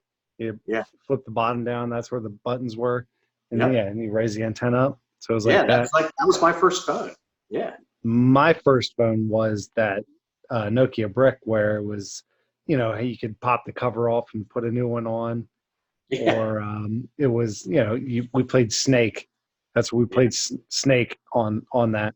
And Dude, if you want to, didn't even have video games on it. It had nothing on it. Yeah. And we thought it was a big deal to get my next phone had a camera on it. Oh my God. You know, the world's changing. I can take pictures. Oh yeah. Well, it was a Razor. I mean, when I was in high school, that was the it phone was a Razor. Yeah, Jamie had one of those. I didn't. Dude, my shit was even like, I had like some LG knockoff.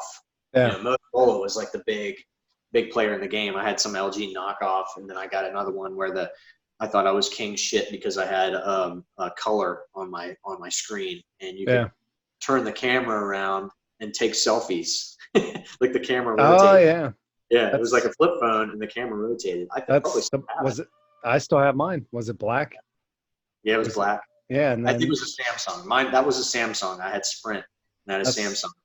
You'd open it up, and then you could rotate the camera around. Yeah, I still have that. And I have, my God, I put a passcode on it. I can't remember the passcode. And then I need to find a charger. That's why I need to buy and find it. I think I only have a car charger for it. But I have like old videos of when my friend, you know, the one that passed away, I've just when we were all drunk, fucking around. Yeah. On that. So, you know, it was good time. I found a $3 winner scratch off in my lunchbox. Check the date because they expire. Do you know that? Yeah, I know. It says, I'm looking for the date. I took a $5 scratch off that I had like a year ago. Mm-hmm. They wouldn't take it. Oh, really? Yeah, they wouldn't. It was past whatever date, I guess. I never knew that. I never knew that there was a expiration date for scratch off tickets. Well, I don't even see a date on it. That's what I'm saying. It says like 1 year or whatever. But it was like whatever the code thing in the bottom corner, it wouldn't register. So it was like, well, you know, I'm sorry, but it's, you know, it's not registering. So you're gonna have to mail it to Pennsylvania Lottery if you want to get it. And I'm like, This is a $2. This is a $2 scratch off. Yeah. I won $3 on it, and it was like one of the old ladies at work does Christmas cards for everybody and buys them. Like a cheap one. Yeah. Yeah, it's $2. I mean, you know, good on her, and I'll definitely try to cash it. I just completely forgot about it because I don't use a lunchbox anymore. Yeah. I think this was from Christmas. I don't think it's that old. I think it was like a Christmas card thing. So it's whatever, 6 months old now. So you watched, what do you think of the whole, the government finally releasing, which this got overlooked. You know what I'm going to say? The UFO. Yeah. The UFO sighting. Hey, you kind of know where I stand on this, dude. Like, I believe in them. I believe in aliens. When I say I believe, I recognize that there's too much of a possibility that we are the only ones in the entire universe, only intelligent life form in the entire universe. And people don't even realize how big the universe is. and you know, just our galaxy alone is so small in comparison, right? So I believe there's a genuine possibility of a higher life form. Yeah. And there's, you know, in you look at, you know, the time that human beings have inhabited this earth and made technological gains is fairly short.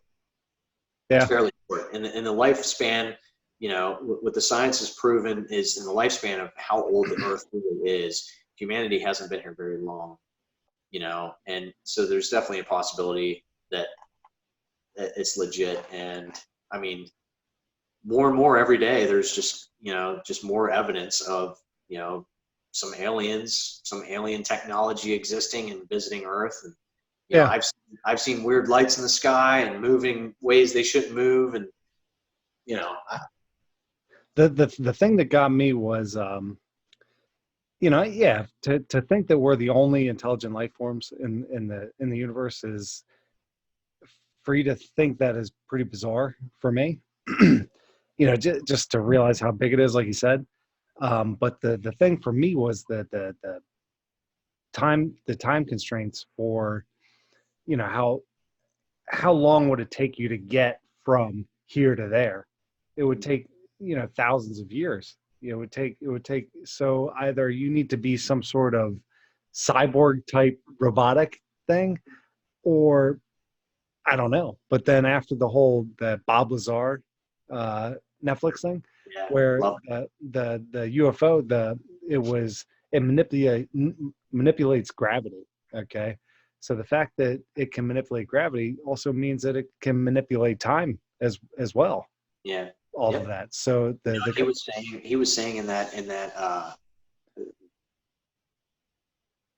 there's an element that he talks about in there. Some element that you know, when he was claiming years and years and years ago in the 80s that there was this element that you know, human beings hadn't discovered yet. And then lo and behold, like 23 years later, scientists came out and said they discovered a new element. And like it totally vindicated him, you know, the things that he was saying.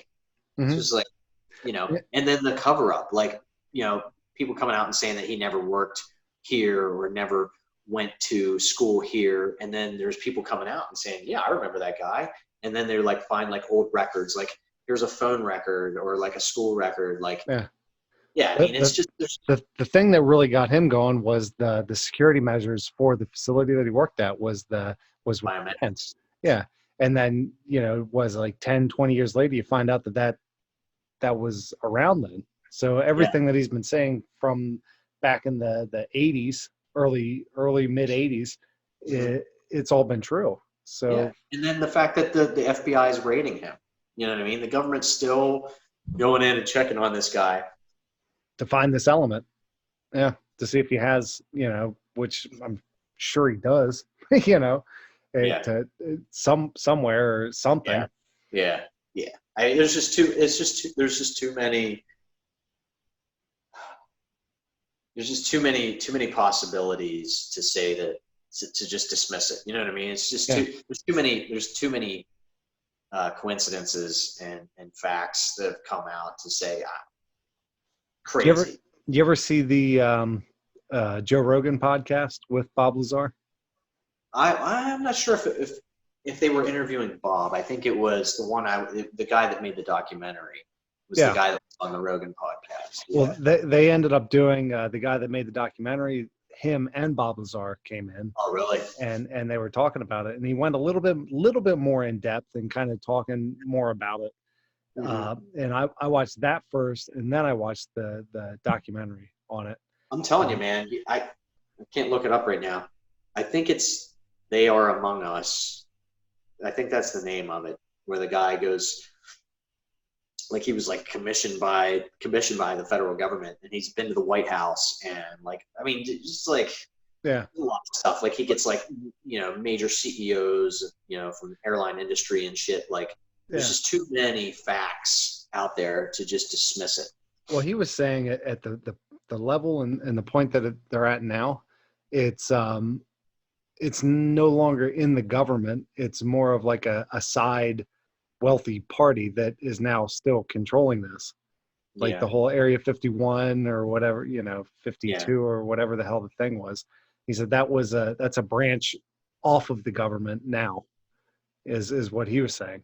Yeah, and like the president doesn't even know about it. Yeah, like, and then we were talking about that one time about like how the federal government, the DoD, just like misplaces billions of dollars all the time. They get the DoD gets and it gets audited, and every year, every branch of service comes out, and oh, we're missing $13 billion. Where does $13 billion go? Yeah, fuck. I mean, that's a shit ton of money. You know? And then think about that. Think that's just one branch, right? Just go out and look at 4 branches and add that up, right?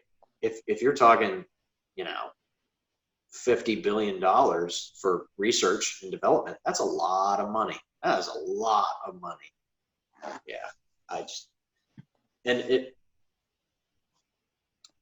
I'm just, like I said, I believe. I've had a lot of different experiences in life that lead me to just, make, an intelligent guesstimation of things based on some of the factors that I see, and I believe it. If you had to pick one of the two, which one do you believe is more realistic? Aliens or ghosts? That's hard. That's a hard one. Because I mean, they're both, in my opinion, they're both kind of put in the same category. Right. It's something that you've seen, like, but you haven't. But it's still. So I would say based on my personal experience, ghosts, by a small margin, but okay. I would say ghosts, just because I told you that story about how I was 15 and that little girl was there at the door, and we lived in the middle of nowhere, no houses anywhere, just like 2 houses. Tell the story. Just tell the story again. Tell the story. So, 15 years old. My boy Ryan's over at the house. We're watching. It's late at night. We're watching movies. I don't know, Poltergeist or some shit, right? Watching scary movies late at night. 15-year-old kids. And I was gonna come upstairs and make something to eat. And I came upstairs. I was in the kitchen. The doorbell rings. And we had the lights on, like it was one of those split level houses, 7 stairs up, 7 stairs down. And we live way out in the country. It's whatever, 1998. And there's a screen door. And so the front door is wide open. There's just a screen door there. And porch lights on. Like I said, doorbell rings. It's midnight. There's a little girl standing there, like 4, 5 years old, crying, little pink Velcro shoes, pink shorts, t-shirt, nothing. Like no backpack, nothing. And he heard the doorbell ring and came upstairs. I came around from the kitchen and we're talking to her. And my dad and my stepmom, everyone else in the house was passed out. They were all drunk, passed out. Well, it woke them up, all this commotion. They came out. They talked to us and talked to her. And we were like, I was like, yeah, I grabbed the phone book. Because I was like asking her, who are your parents? Where do you live? What road do you live on? That kind of stuff. What's your phone number? She didn't know any of this stuff. She did know the road she lived on, but I'd lived there my whole life, never heard of the road.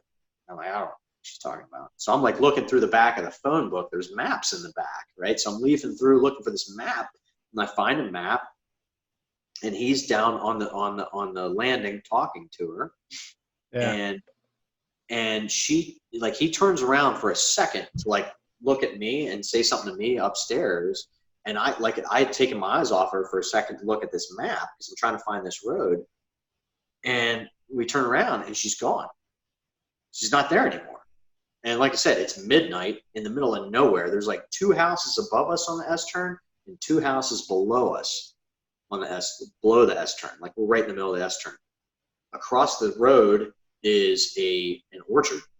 The orchard's a mile long of just freaking trees. And then it's like half a mile deep back to a field that turns into the mountain. Like there's nothing. There's nowhere to go. There's no cars. There's no noise. It's just complete silence. I mean, we run out of the house. We're looking for nothing. We're yelling for grab flashlights. We run out in the orchards. We run out in the fields, up and down everywhere. All the neighbors' lights are off. There's no cars. There's no noise, nothing. She just disappeared into thin air. Yeah.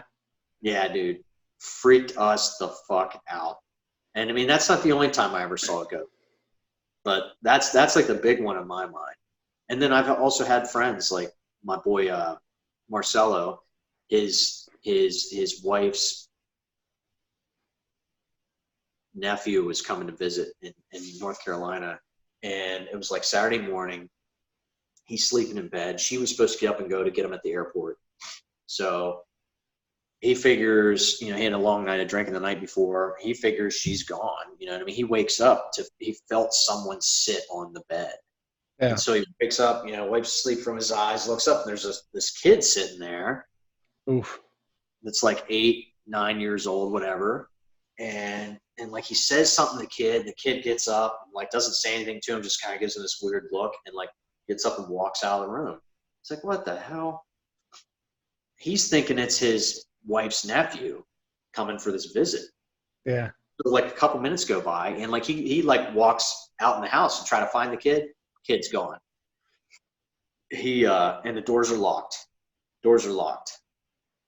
Couple minutes go by, wife comes home, and he's like, "Hey, I met your nephew." She's like, "What are you talking about?" He's like, "Well, you went to pick him up at the airport. He was just came in and sat down in bed." She's like, his flight never came in. His flight got delayed. He's never there. So he's saying this kid was a ghost because the kid, like I said, the kid just disappeared into thin air. The doors are still locked. And how do you lock the door? You know what I mean? Like you need it's a deadbolted, right? Yeah. You need to keep the house. See, this is such they're entertaining stories. Okay. And me personally, I can't. I mean, I'm not doubting that you saw what you saw, and I'm not doubting that he saw what he saw and everything. But me as a skeptic is I can't believe it until I see it personally. That's what I'm saying. It's one of those things where from my point of view is I believe it more so because I've seen it with my own eyes. Yeah. And I've seen shit in the sky too that I couldn't explain, right? Yeah. But I've never seen an alien with my own eyes. What's the saying? I believe that you saw what you saw, but that doesn't mean you saw what you saw. you know what I'm saying? There's too many. There's for the girl. There's still a very small chance that it could have been a fucking girl that was lost and just ran and just snuck out from your eyes. Okay. Yeah. The fact of your friend, his story, it could have been the fact that he woke up, could have been dreaming it. I don't know. Could have been, or he was thinking it, or.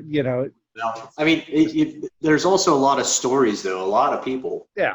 A lot of people have seen a lot of shit, a lot of ghosts. Yeah. I mean, there's a lot of people that have seen aliens and shit. Yeah. Does that mean that they're all true? No. There's a good chance that some of them are. It's like I said about like spirituality. Everyone has some kind of spirituality, believing that there's some kind of creator and there's some kind of other world, time, dimension. Whatever you want to call it. There's definitely something. And going back to that perception is reality, right? Your reality is what your reality is, how you perceive it, right? So what's to say there isn't another alternate reality or another, you know, and it ultimately comes down to energy. We all are giving off, receiving, transferring energy in the universe. You know, energy isn't just created, it exists. Right? You don't just create energy from nothing. You harness energy and utilize energy. But there's always energy there within the universe, you know, when you look at it from like, you know, science. So it is, you have electrical, your heart is electrical impulses, right? Yeah. Your body's running off electrical impulses. Mm-hmm. So there's no reason why that energy doesn't take a different form when you die. Yeah. The energy's still there. Me as a skeptic it's I'm always going to question when I hear other people's stories over ghosts or aliens, but that doesn't mean that I don't believe that it's possible. Yeah, you just have to. Yeah. I think when you're adding weight to it, one versus the other, it has to be a personal experience attached. You know what I mean? If you don't have either, then you should totally be like completely skeptical of both. Out of the two, I would say to think that we are the only intelligent life forms in the universe or whatever the hell giant field where we live in is bizarre to me. So I would say I would believe that there's other life forms beyond us more than there's quote ghosts. Yeah. You know. Yeah. Doesn't mean I don't believe that it's possible, but it's just the way I think or perceive it. Mm-hmm. So. Yeah, absolutely. I get where you're coming from. You know. I can't wrap my head around that little girl, man. I'm telling you. Yeah. There's nothing behind us. Like behind the house, there's a couple farm fields and then the landfill. There's a landfill. There's nothing behind us. In front of us is nothing too. It's just fields. Like, can you imagine a 4-year-old running? Oh my God, that'd be horrible. Even if that was true and it was a legitimate girl that came up to your house, okay, and was scared, and you know, if that is true, that alone is pretty fucking scary. You know that. I don't know about you, but that's why I thought The Ring was scary as shit, man. Yeah, fucking horror movies don't bother me. Little kids and girls like that, little young girls that are like ghosts or whatever.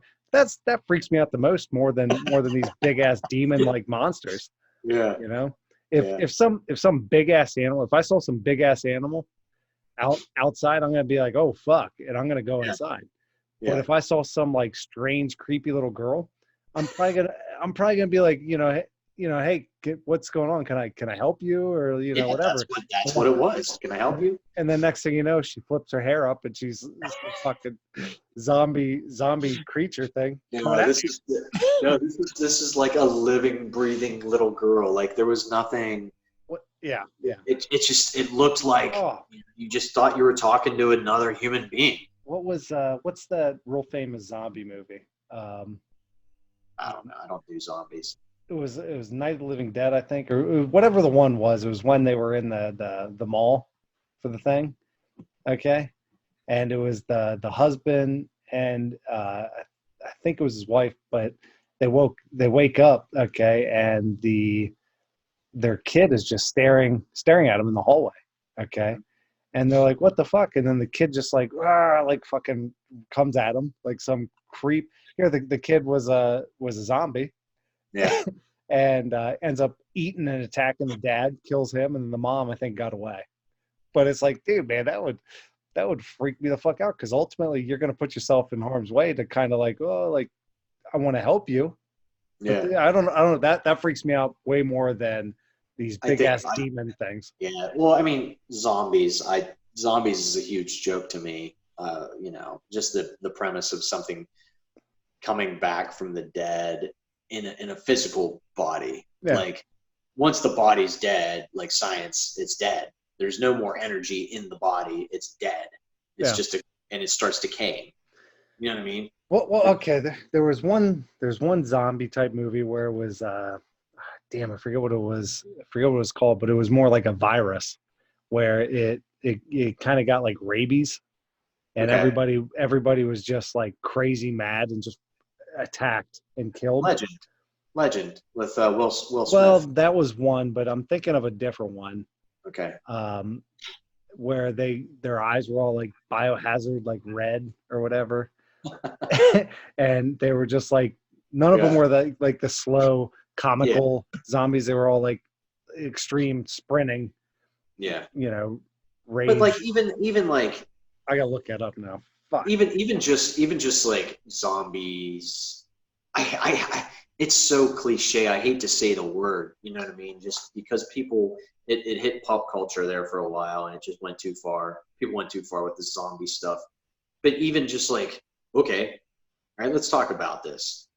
You're going to take a person who's dead in a casket right? The casket itself, the lid itself is probably, 50 pounds. And then 6 feet under the ground, covered with dirt.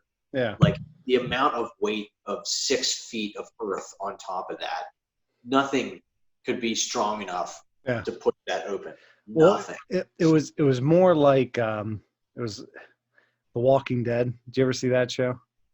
I've seen like 1 or 2 episodes. Yeah, like the first couple seasons were good. The first couple seasons were good because it was somewhat realistic. Somewhat stretch for me, yeah. Somewhat.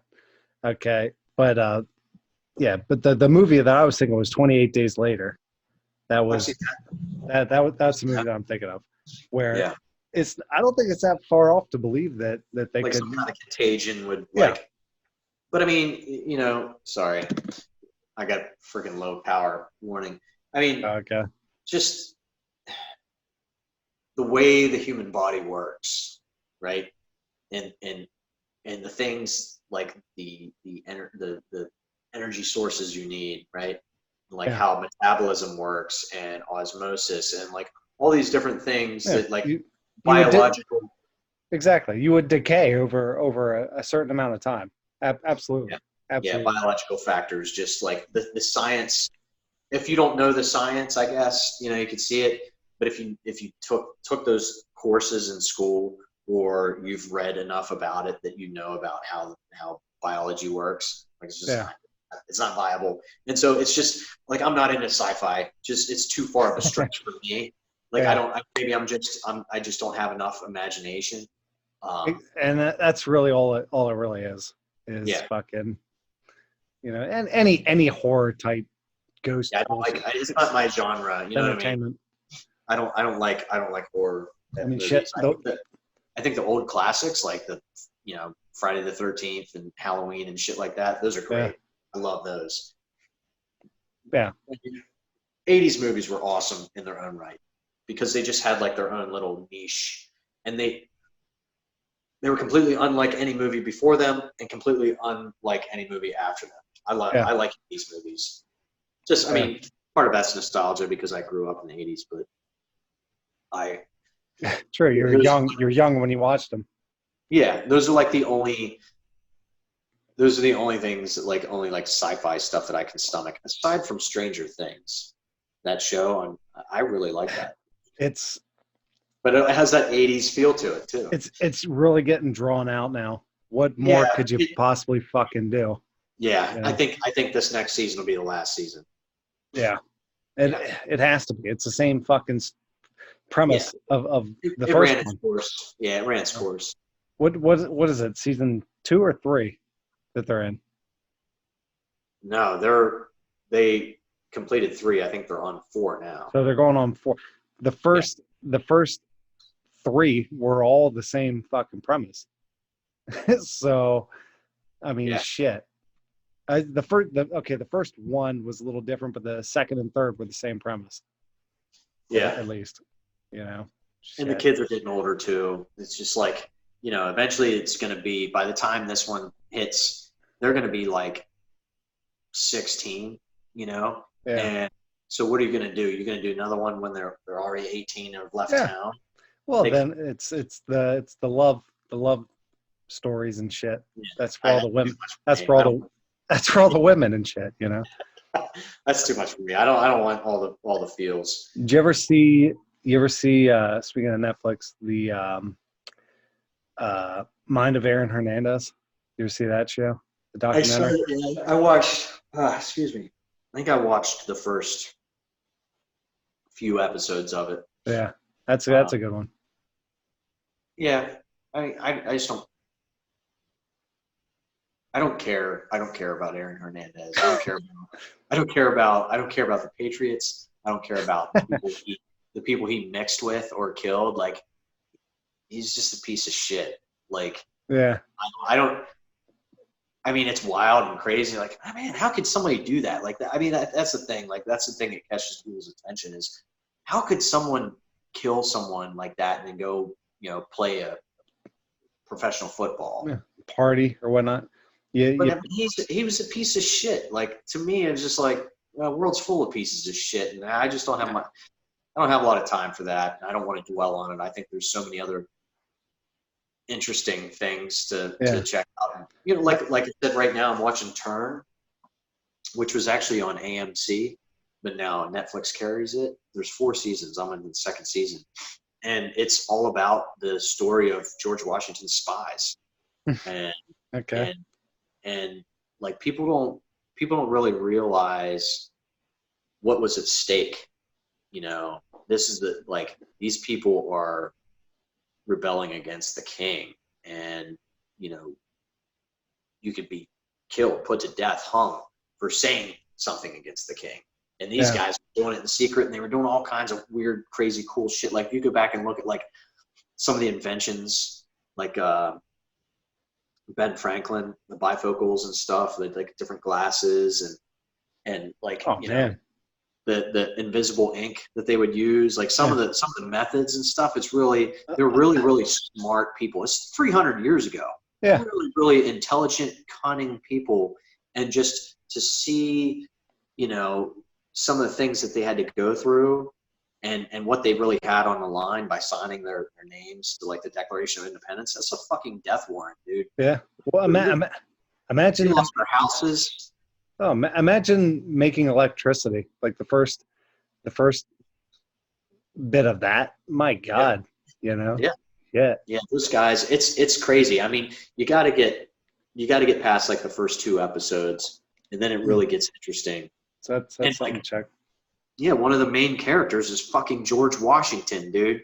The guy that defeated the king of fucking England. Like England ruled the world. Yeah. George Washington, yeah, man, it's good shit. And all of it happened here and east of us. All Pennsylvania and New Jersey, like it all happened around. Like, it's awesome. Right around here. I'll have to check that out. But you got to look and see if you got Apocalypse Now, because I need to watch that, or the Deer Hunter. I don't. Well, I might own that too. I have a lot of movies. You got to look and see about that, because I'll definitely watch one of those, because when the kids are in here. Both of them are Vietnam War movies. The Deer Hunter is De Niro and Christopher Walken. Christopher Walken, young as shit. Yeah, I love Christopher Walken. Great actor. Yeah.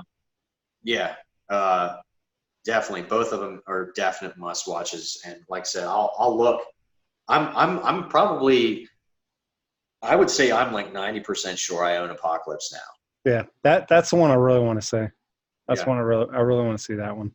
I can't say about the Deer Hunter, but the cool thing about the Deer Hunter is, so the Deer Hunter happens in Western Pennsylvania. They're Pittsburgh kids, and it's like a group of friends that go to Vietnam together, and Christopher Walken winds up staying there after the war. Yeah. And playing Russian roulette. Like, he was a prisoner of war, and he's just fucking nuts. And De Niro, and they lost friends and stuff.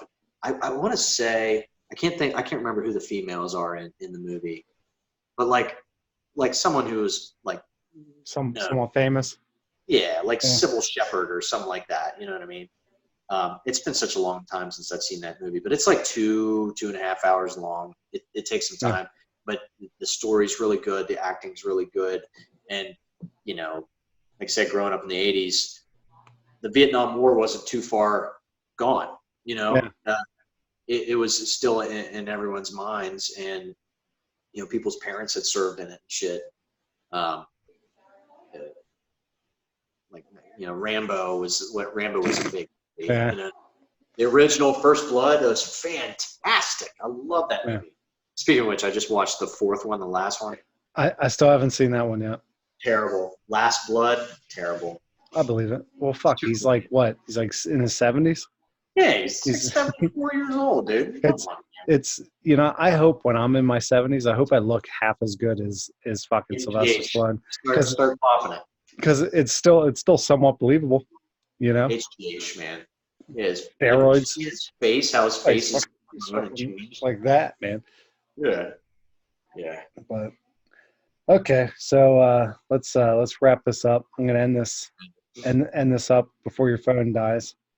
I know, right? You gotta look and see if you got those movies, that way I can watch them at least. I will. Okay. I'll go out to the barn and look. I have a box full of movies. Okay. Well, hey, thanks for doing this. Yeah, man. My pleasure. First one doing it. Take it easy, man.